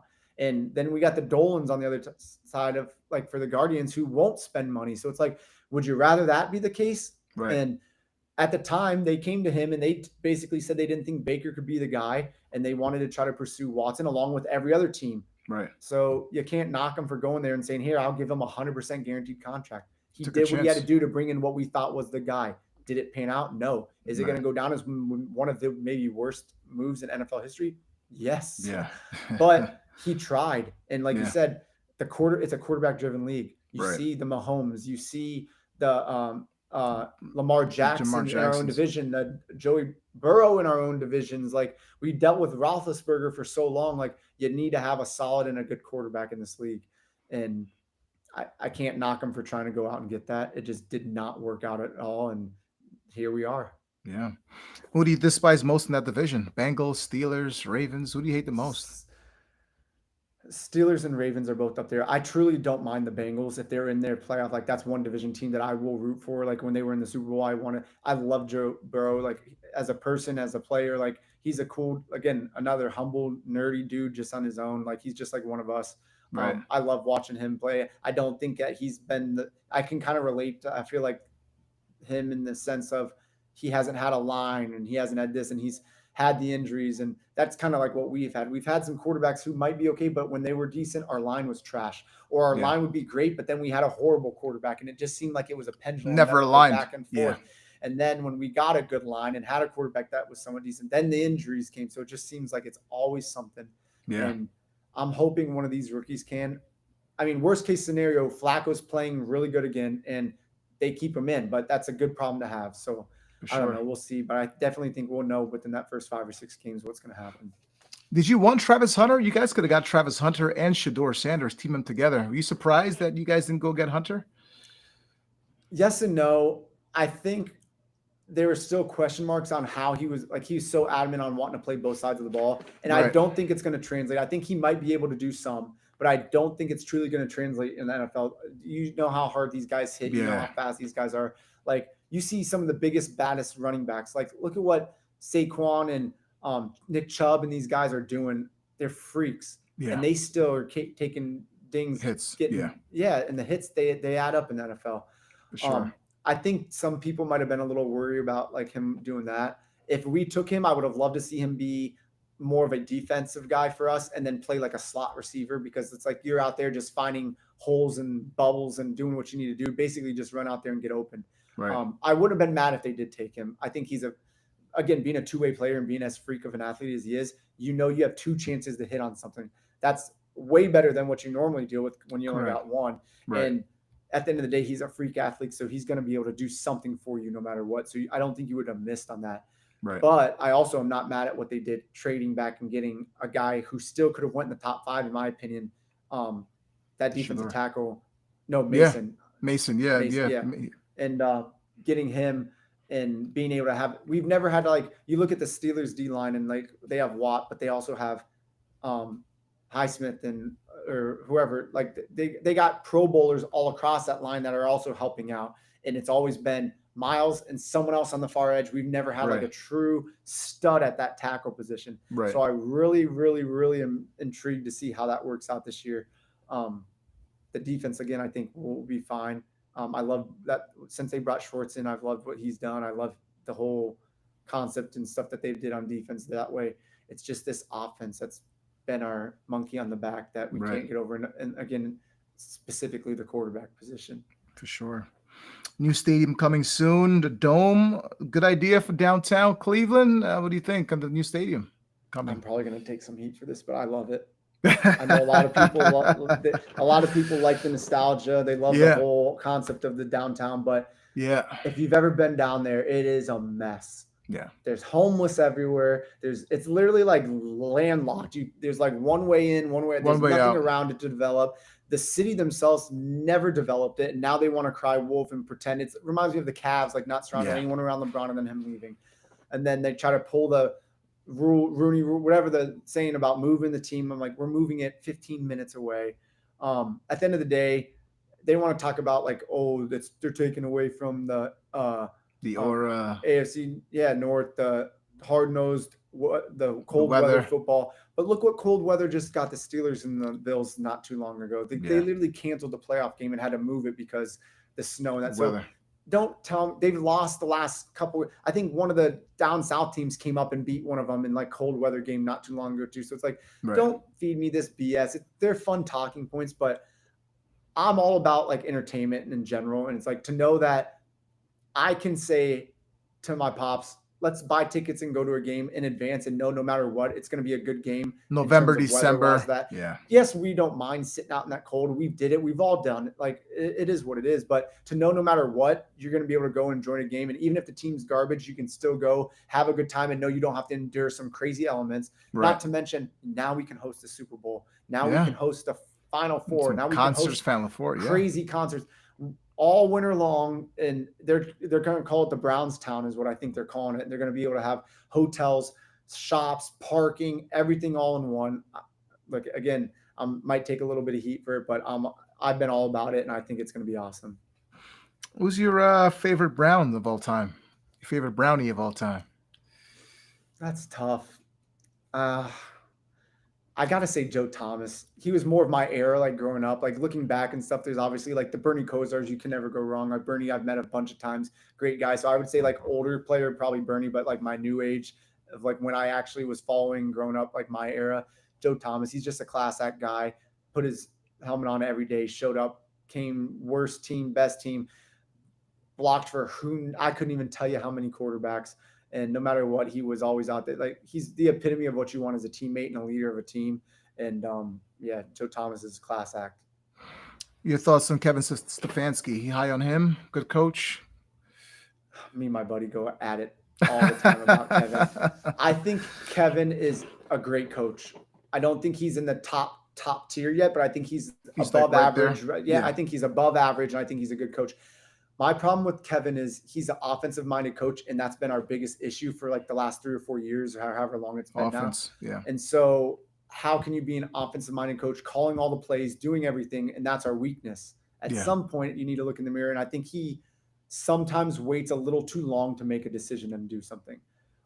He hung on to like our defensive coordinator before Shorts like a little too long, and I think they try to give people the benefit of the doubt, and it's like sometimes the people use arguments so like, well, who's going to replace him? Promote somebody. What if they come in and shock you? That's not a bad problem to have. Exactly. If you know he's not going to be here by the end of the year, why not make that move now? Because the longer you put on, you see them lose the locker room. You start losing the trust of your guys. Once you lose the locker room, once you lose those guys, you're done. You're done. It's over. And these guys that are coordinators that still want to be coordinators, I think is what's killer. And they try to use these like, oh, well, look at the Andy Reid. He still calls play. Okay, you're using a guy who like is multiple a freak. Super Like, Bowl he's winner. yeah, that's like saying Belichick and like Brady. Like those guys are in a tier of their own. I think personally, a good coach should be able to bring in his guys and run your system. Yeah, you're going to still make the calls. If you want to call the plays on that 4th down when you're going for it, if you want to do that, by all means. But as the head coach, you need to be running the game on all aspects. And I think that sometimes he puts too much in the offense, and then our special teams makes up mistakes or takes a hit, or this area does. And I would much rather see him as the game manager, head coach, instead of just the offensive guy. Right. So I've been on it for a while. I would love for him to bring in and give a coordinator that he's having the reins and say, take the sticks, call the plays. And I'm not saying you're cut out completely. You're still going to contribute. You're still going to be there. You're still going to make the crucial decisions. But I don't know, that whole play calling to me. And again, going back to him hanging on for too long, I think sometimes he tries to be the smartest in the room instead of just being a football guy. Sometimes you don't need to overthink it. Just go out there and play football. And the whole taking Gabriel in the 3rd round and then taking Sanders, I think he's trying to force Gabriel to be the guy instead of making, and I thought that we were coming in with an open quarterback competition. Right. Doesn't matter if you were drafted in the 1st round or the 5th round. That he said over and over again, it doesn't matter where you're drafted. So to me, then the guy who was drafted in the 3rd shouldn't be getting more 1st and 2nd team reps than the guy in the 5th. They all should be equally, so you can get a fair look at everything. Fair share. Yeah, exactly. Yeah, and so that's my thing. Again, I think with the quarterbacks we have, I really think they're trying to get Kenny Pickett and trade him. I think personally that they were trying to upsell him. He has an injury now, so he's kind of sitting out. But I thought they were trying to make him look a little bit better to be able to try to trade him, because we're not starting the season with 4 quarterbacks on this roster. Yeah, no, it's too much. You got to trim the fat. And I don't think you bring a veteran like Flacco back to cut him or trade him. Right. So I think you're going to run with Flacco, and then you're going to run with the 2 rookies you took. But I truly think that in back of Kevin's mind, he's trying to stick with Gabriel because they took him above Sanders. Right. Whereas to me, it should be like, I always like to reference like over in San Francisco. You see, they had no problem admitting we made the bad decision with Trey Lance. Yeah. Brock Purdy's the guy. They got him out. But they made that decision and said, look, this is what we're going to do. And the writing's on the wall. We're not going to force this down anybody's throat. It is what it is. We're moving on to who we think gives us the best chance at winning football. That's and that's Brock Purdy. Yeah. And people are like, you just traded 3 firsts or whatever it was for Trey Lance. They traded a whole lot for him. And they just got rid of him just like that. And then they basically let him go. And we're like, hey, but sometimes you need to be a good leader can say, I messed up. Yeah. This is what needs to be done. And I think Kevin is so worried about his job because of just this. They've come out and said he's okay, but everyone needs a scapegoat. And at some point, it's going to be the head coach. And so I think he just hangs on a little too long and isn't ready to make that move to be like, you know what? I made the wrong decision. Let me go here. Let me do this. Yeah. Time will tell. Josh Allen or Joe Burrow? I know you're a big Joe Burrow fan. Who you got? I think Josh Allen over Joe Burrow. I think individually talent wise that Burrow has a better arm and could be a better like pocket passer or whatnot. But the way the size and the way that Josh Allen can turn and run that ball and turn into a running back and be a running mobile quarterback and in short yard. I mean, you get in the red zone, the defense has to be on their toes at all times because of what he's capable to do. And you Yeah. just don't see Burrow taking off and running like that. So you got to give Allen the edge in terms of overall because he's more of a threat in multiple facets of the game and not just Yeah. picking you apart. And to be fair, I would have to say that Joe has better weapons in terms of wide receivers than Oh yeah, for sure. so. Higgins and Chase. Yeah, Yeah, yeah. And Joe's been to the big one, right? Allen has been great. MVP just he can't get can't to the get big over one. that hump. He can't Yeah. get over that hump. So until And until he does, it's kind of again, like, and but since Burrow has got there, they haven't did anything either. no, they So haven't it's done anything like too. Yeah. it'll How, be interesting.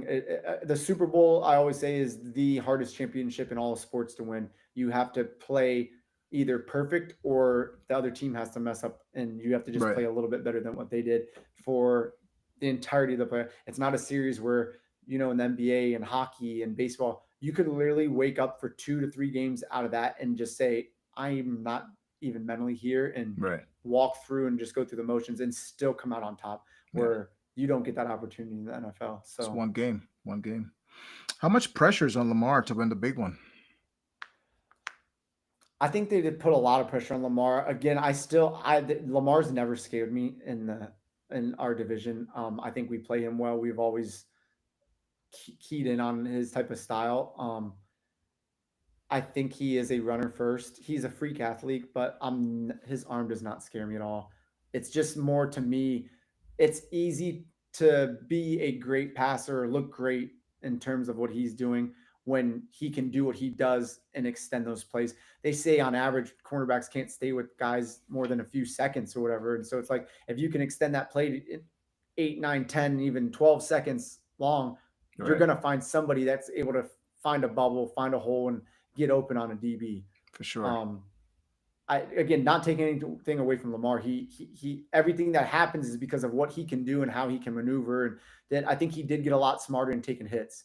Yeah. You've seen, I think he had his first full season without like any crazy injuries or anything like that. So I think he's learning, get the hell down and not Yeah. take some of those hits. And if he can keep doing that, that's going to extend his career and he's going to keep. But he was doubted the whole time and he still comes out and puts up. So it's like you can't knock the guy. He has adversity and he has all the haters talking on him all the time and he still goes out there time and time again and puts up numbers and does what he needs to do. And they've been at the top of the division for a reason. For a long time. What do you make about the NFL officials? Love them, hate them? It That's one league where I think it's trending down, where everybody else is trending up, and I feel like the NFL is trending down. Um, I truly believe that even you asked about that earlier, circle back Mhm. about changes that could be made. I Yeah. truly think that they should be held to the same standard as players, and that they should get fined or some kind of almost like a report card where it's Yeah. like you need to miss games or something because I feel like some of these guys, especially in the NFL, are making crazy calls that then they're just back out there the next week like nothing ever happened. Yeah. You're like, that's if you can see it at home, that's clearly a wrong call. They can't get it right on the field. That first down by Josh Allen, that was ruled like it wasn't the first down, and that kind of changed the whole game versus Kansas City. You Well, think and about even like if you truly look into Kansas City, like they're guys that were weak points on their line that were literally jumping almost every time. every time. Yeah. And then they'll call like little stuff like that on other teams, like for the first time. But then because they're so used to it, it almost goes back to like Golden State with the Draymond stuff, the Yeah. stuff they let him get away with. If Right. anybody else does anything remotely close to that, they're getting flagged or they're getting penalized for it. 100%. But because they do it so much or because it's so common, they just like let it slide. And Yeah. I'm never cool with that. It's like you got to take yourself out of the game, and if it's a foul or if it's a penalty, no matter what it is, you got to call it. Pat Mahomes got a lot of favorable calls. More than most, I would say. I think towards the playoffs, though, they got a little more honest. I don't think it was as um, one sided as you were seeing during the regular season. And again, that's them trying to pick the cream of the crop to have as the go to for like the main I don't know, however they build those guys up for the playoffs. You could tell they put together good Good system of guys cruise. Yeah, because yeah, the crews in there were a lot better than regular season by far. But I think playoff wise was more of a reality check because I don't think he got what he used to get all regular season. And when yeah, you're used to getting that all regular season, then that definitely can change the mood and can change how things were. for But sure. I think it goes to show you like you don't need a crazy like that defensive line for the Eagles was, I mean, Insane. Yeah. and I'm sure you loved Insane. watching Yeah. them Oh, I every loved minute it. of it. Yeah, I did. I watched the clips of that on YouTube all the time. I never get old and tired of watching that game. It's unbelievable. Super Bowl predictions. Who do you got in this upcoming season? Who do you got going to the big one? I I would like to see Josh Allen get there. Okay. I don't know. Again, I you can never count him out, but I they get so close every year, Yeah. and so I don't know. Eagles had they lost some people. We lost a lot of Like people. Yeah. they tried to do the old get rid of the tush push this offseason. I don't know how you felt about that. I'm like, it's part of the game. I've never been Yeah. on about changing the rules I because love it. you're basically saying somebody's doing something too good that you're going to You change the can't rules do. for it. Yeah. It's like Kareem with the dunking type stuff. It's like, no, Yeah. go out there and find the way to beat them. Stop them. Yeah. Yeah, exactly. So I don't know. I wouldn't mind seeing like a dark horse. I've always been big Detroit. Like there's the same kind of fans that we have here. Um, I love their head coach, Campbell. S- I mean, the, Sirianni. no, for Detroit. Oh, Detroit. Yes. Yes. Very, very, Um, very good coach is it indeed. Dan Campbell out Dan there? Campbell. Yeah. Dan Yeah, Campbell. the Kneecaps. Take some intensity. kneecaps. Yeah. Yeah, like his style, everything he does is, I love it. And again, I can relate the Buffaloes and the Detroits. Like that's the same fan base as the Cleveland. They're blue collar people out there, just been through hell Yeah. and just want to see it. Just want to see one. Yeah. And For so sure. I wouldn't mind, like I said, Detroit going either. They've had some good, put together a couple nice runs now, but just can't get over that hump either. So Yeah. um, I wouldn't mind, like I said, Allen and the Bills or the Lions going and winning that. I'm hoping one of those two. That's going to be one of my predictions. Is just one of those. Couldn't care less who they're playing. I just want to see one of them there. We're going to see an 18 game schedule in the NFL, and you're a fan of the London games. So maybe a package, 8 games in London, and then the rest, and maybe 17, 18 games. We're going to see 18 games soon. I don't know how I feel about like the overseas. Like I like them trying to like branch out and do it, but then like It's at the early, end of the 9 day, o'clock. It's early. they need to listen to the players at the end of the day. The players know better than anybody else. And if they're okay with it and that they don't mind it, like it is what it is.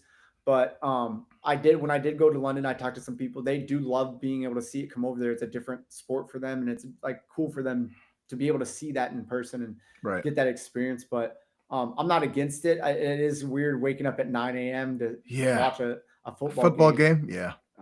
But yeah, for now, but it's like, where do they draw the line then? If that's successful, then do they try going even further? Do Saudi oil money come through, and next thing you know, they're trying to play in Saudi Arabia games? So it's like, Yeah. I don't want them trying to like overdo it because you know how the NFL can be. They just see the dollar signs. Oh, But yeah. That's all that matters. if they just stick with like that's going to be like the out of country kind of home base, and they want to do that, and it becomes a consistent thing where guys can get used to it, that's one thing.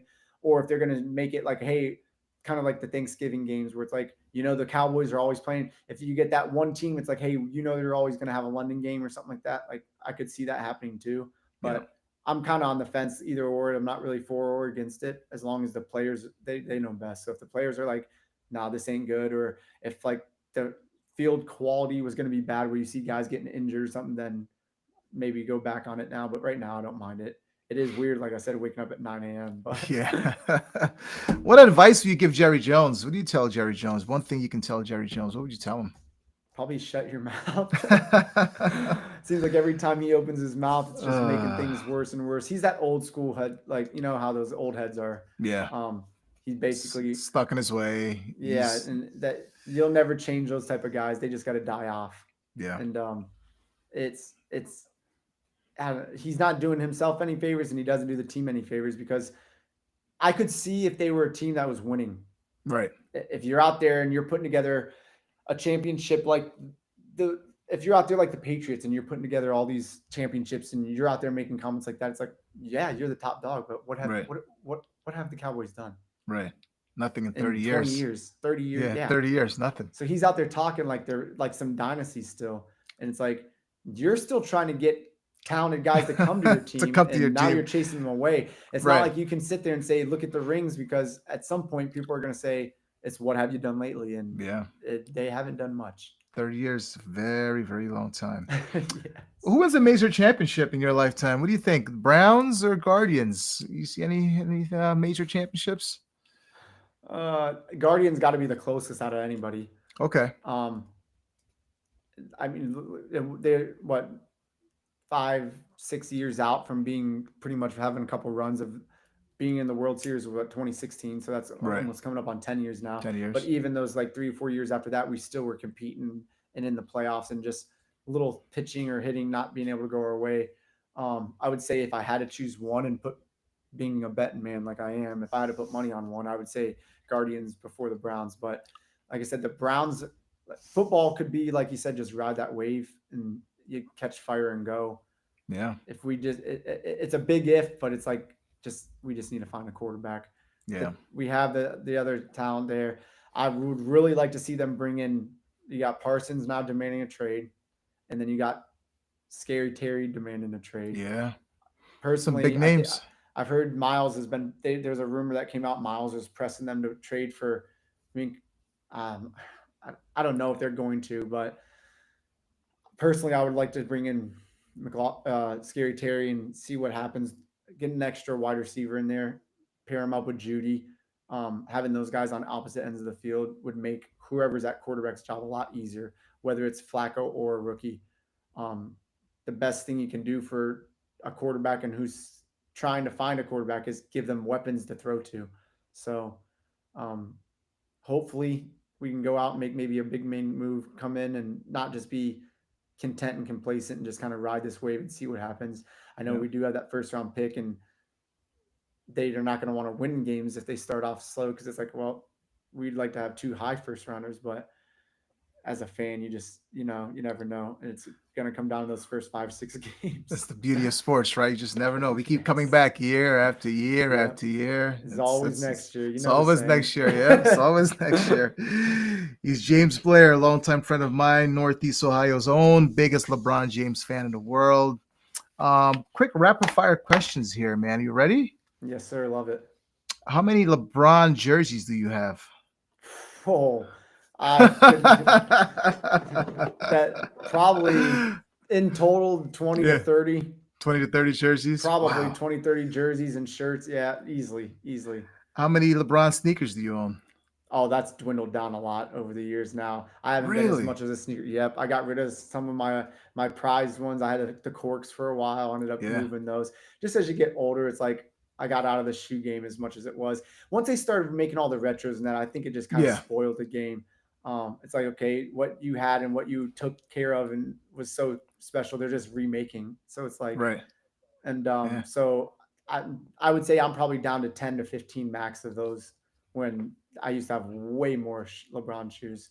Back in the day. But yeah, I moved some of the more valuable ones. I still kept more precious ones. Like I got the ones that obviously the game worn ones that he has, like some of those ones. But in terms of like my own collection, I moved so many of those. I'm down to just the Air Max guy now. Just the Air Maxes, right? Just That's rocking it. my Air Maxes. Yeah. Largest snowstorm you've been a part of? How many inches? Technically, it hit while I was gone, but coming back was that 56-inch one. Jesus. My car, I got a picture of it. It was insane. My car was covered. I think it was over Man. 3 or 4 days. You can actually look it up right now. My high school I went to is completely closed down because the roof collapsed. It was a flat roof. The roof collapsed, Wow. caved it all in, and then it flooded everything because the snow started melting. They're talking about they think they might have to rebuild the entire thing, and it wasn't even a decade old. It was well, it's coming up on 20 years, I think. No, 2010. 2010 was when I graduated, and that was the first year. I was the first class to go all 4 years. So it was 2006 to 7 was when it was first built. So you're looking at 15 years, maybe 20 years max that Wow. it's been around, and they're talking about they might have to rebuild it from the ground up because of all that snow we All the got. snow. And that was just Yeah. last year. Jeez, man. Yeah. craziest mailman story you got for us today? Anything crazy? There's plenty. Probably the most like intense one was it was first stop of the day. I was pulling up, parking. There's a guy that lived on the route. Every day he would go and walk up to Circle K, get a Polar Pop. It's like our convenience store gas station.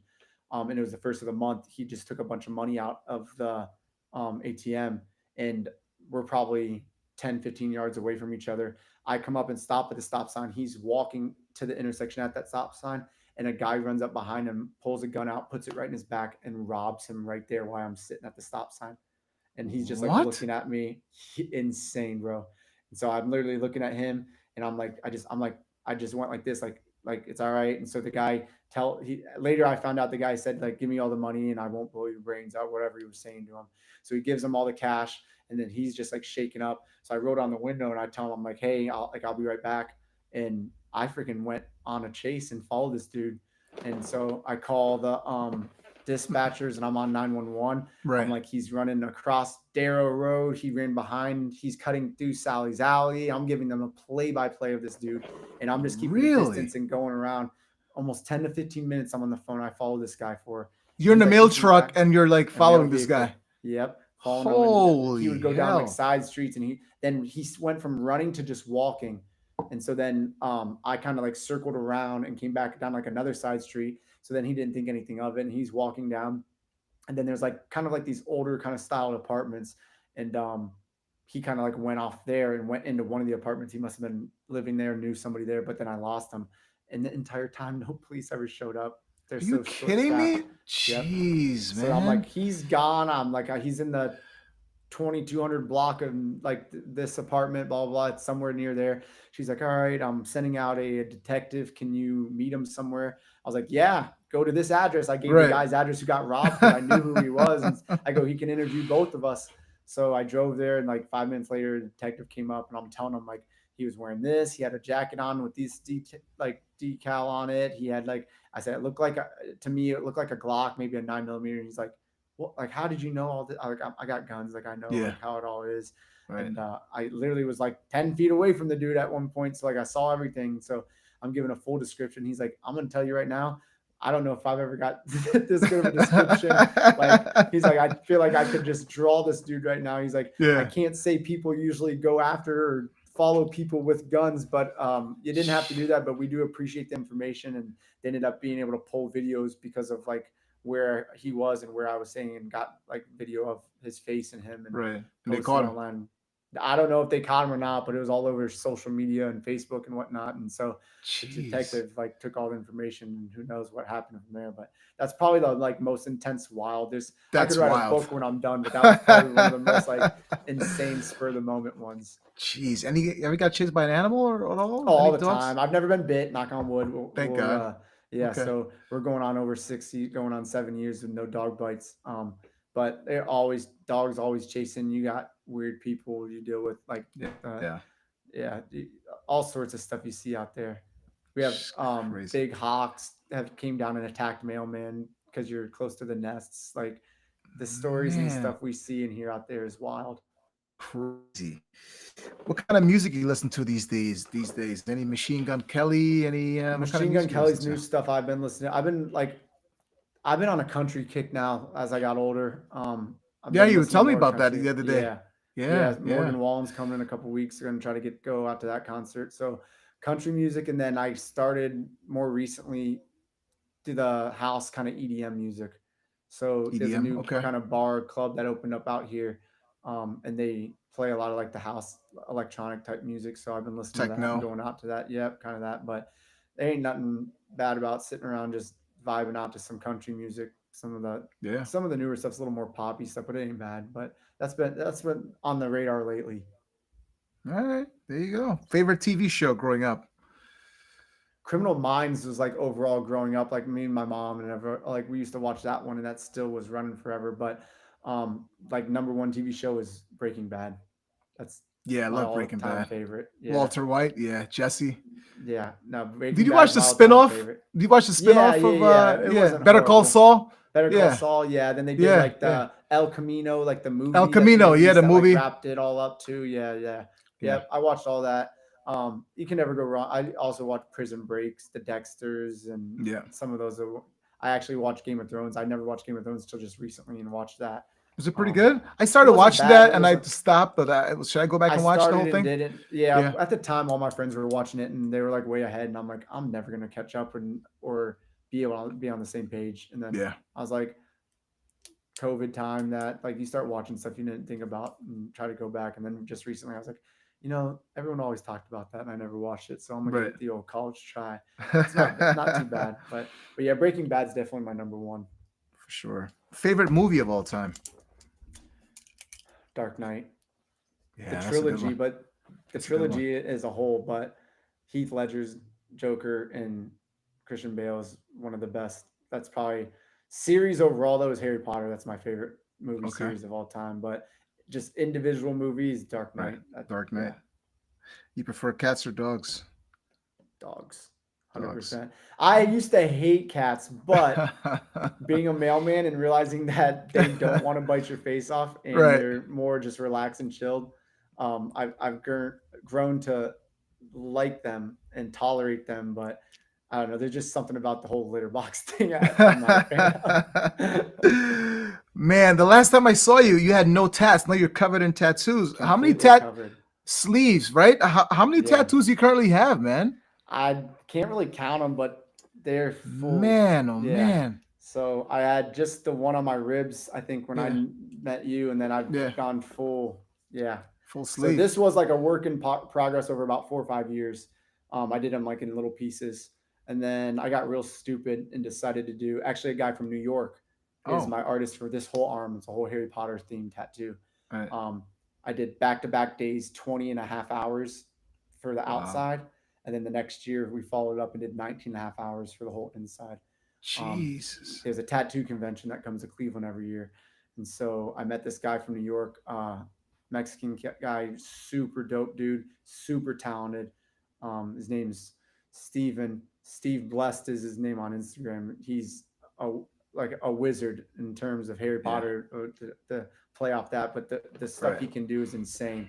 And I was gonna do a whole movie theme, but he killed this outside with the Harry Potter so much that I said, "There's enough to keep going. Let's just do a whole Harry Potter sleeve." And he was like, "I'm down." So he came back this March, and then I did another 19 hours over 2 days. And that man is, like I said, he worked the entire time with one break for 30 minutes, and that's it over Wow. 2 days, 2 days. just nonstop tattooing. Wow. Like I- obviously it's a lot on me and it's a lot for me like to take all that. They don't recommend going past like 3 to 4 hours. But I mean, you got to give that guy credit to be tattooing for 10-hour days and only taking one break, not even really Wow. eating, and like Jeez. just to go through and be able to do that, like the stamina to do that, and Yeah. insane. But yeah, so Insane. both sleeves, I got permanent sleeves. Even when the tarps are off all summer long, I still got the sleeves. So Are you done with tattoos? That's it, no more? Or you're like, eh. I mean, they always say it, they're addicting, man. I say Yeah. I'm done, but until next time, that's all I'll say. Until next time, I might go into the chest. If I do anything next, I think that's be the chest, and we'll see. But as of now, I'm happy with the 2 sleeves. It ain't cheap. Right. I got all these guys on my mail routes and that like, oh, you could get that done in prison. I'm like, I'd rather not. Oh man. If you didn't live in Cleveland, what other state would you see yourself living in? I wouldn't mind retiring in Florida. I mean, it does get Okay. hot and stuff down there, but I really like that no state and the tax that you have to pay. So depending on what it is, the beaches and stuff down there, I don't like the concept of having to worry about a hurricane wiping you out at any point in time, That's once, a twice, downfall. 3 times a year. But I don't know. The Midwest isn't bad. To be honest, like obviously I say that, but I also could see myself like no family ties and whatnot. Once everybody's older, whatnot, going to the middle of nowhere, just getting a bunch of acres and just being on my own too. Yeah. I couldn't like that is peaceful. I could see that just as much as going down to Florida, Yeah. finding some farm country, some middle of nowhere, have my own little chickens doing mean, just be in the middle of nowhere. That Yeah. sounds even better. I know you got a big trip coming up to the Asia, right? Is that a country you love to visit, or another country you want to visit at any time soon? Asian food is one of my top foods for sure. So, I mean, I, and that alone was a big reason why I just always wanted to go there. I've always wanted to see Japan, Tokyo. I've heard it's pretty Americanized, real easy to get around if you're American. So, um, that was the main place I was going. You never know how it is, like Chinese wise, with like the geopolitical scene and the relations. And so, um, I was like, yeah, as long as things are smooth coming up on there, I want to go there. Um, Seeing the Great Wall, after seeing the pyramids in Egypt, I'm like, all right, I'm gonna be over there. What's another 3 or 4 hour flight to go pop over and see that? Right. So I'll get to be seeing that. And then it was only gonna be a 2 week trip, but then I have a buddy from college that's technically living right now, and he extended his visa down in Phuket, Thailand. So I'm gonna go down there and visit and stay with him and get the tour and have a personal tour guide. So can't beat that. Can't be that at all. Thoughts on the NIL in college? Good or bad? You're a fan of it, or I stopped watching the NCAA March Madness probably like before the 4 or 5 years leading up. I just hated the way they profit off those guys and that, and like even in yeah, college football, man, it just the way they wanted to control those guys down to a T. It's like you wouldn't even. I mean, you remember Ohio State and Tressel and those guys got in trouble for literally yeah, trading autographs for tattoos. Like yeah, they wanted to literally treat these guys like they were the slaves of the organization. And I just think like at the end of the day, if you can't capitalize off yourself, no one else should be able to. And I could see at the time like the secret money from the boosters and whatnot, and how that could get hairy and how that could be a situation. But if a guy wants to go and someone wants to pay him to do an autograph signing at a Fanatics or a yeah. Foot Locker or something like that, I don't think you should be able to control that. So I was always for those guys being able to make their own money.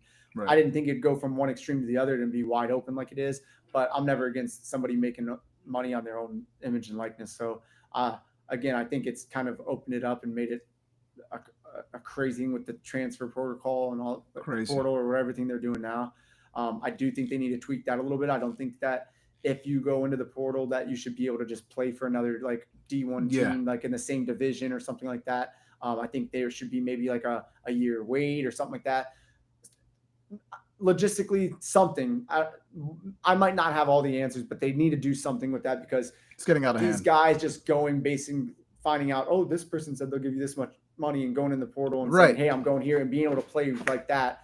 I Yeah. think that guys, again, not to try to be loyal, but they would be a little more loyal to a team, or they would stay with the team a little longer if they knew like, hey, I can't just go and suit up next week for this team. Like maybe say, hey, like if you transfer outside or if you transfer outside of a certain window, you got to miss that next season or red shirt or whatever it may be. I just think maybe they need to tweak that a little bit because the transfer portal's becoming a little detrimental, I think, to the whole thing. But Yeah. I'm not against the nil money. Yeah. Oh man. So where do you see yourself, man, in about 10 years from now? Where do you see what's James Blair going to be doing in 10 years from now? 10 years. Let's see. I'll be 43. Hopefully, coming in the end of this male career, I've been stacking my money and putting in my thrift savings, my 401k, so I can get out of there ASAP. Okay. But I don't know. Hopefully, we can. By then, I would love to be able to say that we've seen another championship or two somehow, some way throughout Cleveland sports. Um, I don't know. 10 year. I don't like I said. I'm planning this crazy trip a month in advance, so I don't even look past the year or the month. But Yeah. all I can hope is in good health, still doing what I'm doing. Everything else will fall in place as long as I'm healthy and still kicking, man. You're not running on any courts or any fields anytime soon, right? You're done. No. Those days are over. I mean, I always say never because there's a price for everything. but I'm retired. Those days are over. I'm just a fan now, just going Yeah. and enjoying the game as a normal patron should. Yeah. What if LeBron sees this, man, and watching this in a documentary 20 years from now? Who knows? That'd be pretty awesome, right? Looking That back. would, if that could get me to sit down with him to be able to talk, that would be awesome. Like I said, I would love to be able to sit down and be like, what were you thinking? What was going through your mind when that happened? Just to be able to have the conversation. Yeah. But looking back and knowing like, even when I see things get put together or like a clip of it or whatnot, it's cool like to see like me even be included in that or be thought of in like the whole concept and run of that. Like LeBron is one of those guys who, like you said, will never be able to see another player like LeBron. Right. And the people who aren't appreciating him like we do now are going to regret it down the road. he's came in and been consistent from day one. He's been a class act on and off, like with everything he's done, and being even represented in any part of his career is like nothing I ever imagined or ever could dream or think of. But just to be able to know that that one little moment was part of a wildly successful career is pretty cool to look back and laugh about, talk about. And like I said, all that led to meeting people like you and Yeah. getting to the branches of all that is just insane. Like all the stuff that just came off it and all the stuff that we got to experience and the stuff that we look back and laugh about and say, like you said, we're two guys Yeah. in a fishbowl of some of the most money, most famous people in the world, recognizing and pointing us out and Yeah. noticing us, like just It's just wild crazy. times. It's just crazy when you look at it. It's really. You think Bron's gonna be bigger off the court when he's done with basketball when he is what he is now? Can he get any bigger than he is now? Like how Jordan's like a myth, like a legend, like a god. How do you think Bron's gonna be viewed when he's done playing the game of basketball? I think he's going to insert himself back in the game somehow. He's always said he's wanted to own a team. It is not, I don't like to be like the conspiracy theorist, but he is coming up close to a year or so probably left. And Dan Gilbert did just put out that he's looking to sell 15-20% of a team. Like it could all literally be a movie, comes back, whether we win a championship or not, retires and then buys into his hometown team. Like I think that he's going to, I don't know if he would try to go into coaching. I think he would have the brains and the do it, but I don't think he's taken so much time away from the family and stuff. I feel like he's going to be more of the family guy, and going into coaching would be like the complete opposite of what he's been trying to do, which is put in the work now so he can retire and be that family guy, be there, watch his kids and do all that stuff together. So I still think he's going to have some type of impact on the game, whether it's from an owner's perspective, whether he does something, who knows, maybe he'll start his own big three type league or do something. Like LeBron pushes boundaries in everything he does. So I would never put anything off the table or out of reach for him to do afterwards. But yeah. I hope, and just not as just a LeBron fan, but as a basketball purist and loving the game as a whole, that he still has his hands and his fingers in the game in some sort of way, from the time he retires and all throughout the rest of whatever his next chapter is. Beginning of time, for sure. Yeah. Hey, man, let's do this again. I don't know. Maybe Bron comes back. Let's do this again. Maybe when he retires, let's do another show. Let's not wait for another 12 years, man. I'm on board. You tell me when. You know, I'm always here for you, brother. I love sitting here chatting. It ain't nothing like two guys just sitting around BSing. So it's fun. And anytime you want me on, I'm more than welcome to come, man. Hey, absolute pleasure having you on the show. I appreciate your time you set aside for me. I know you're a busy guy. We're both busy. We're both on vacations at the same time. I was like, wait a minute. I came back from vacation. Now he's on vacation. Now I'm going back on vacation again. I'm like, when are we ever going to do this show? I'm like, James probably like, he's never going to do this show again. He probably forgot about it. So I can always squeeze you in and make some time for you, bro. So whenever you need me, wherever you need something, you just give me a ring and we can set something up. For sure, man. Today means the world to me, man. And let's hope LeBron comes back to the land, man. You want to plug anything? Your Twitter handle, Instagram, anything, any shout outs you want to give? Y'all, I'm on all social medias. Just search the name if you find me. What you see, what you get. There ain't nothing different around. How I'm on here is how I'm on social media. So it is. So if you stop by, say hey. I'm just a humble, normal dude. I ain't no problem. Like that's how me and Kenford met. So reach out, say what's up. Yeah. I don't mind meeting new people. I'm always open to meet new people. You never know who you're going to cross paths with or what's going to end up coming from it. So you never know. Could end up at your house. In person. You're always welcome here, man. Doing who knows what. So you never know what's going to happen. Yeah, you never know, man. It'll be a joy to see LeBron come back to Cleveland. It'll be like you said, a movie, like the perfect ending to a perfect career. I hope it does happen. Really do. Yeah. We will see. Time will tell, man. Time will tell. Stay logged in. He's James Blair, biggest LeBron James fan ever. I'm Kenford. Thanks for joining us. We are out. Peace. Later.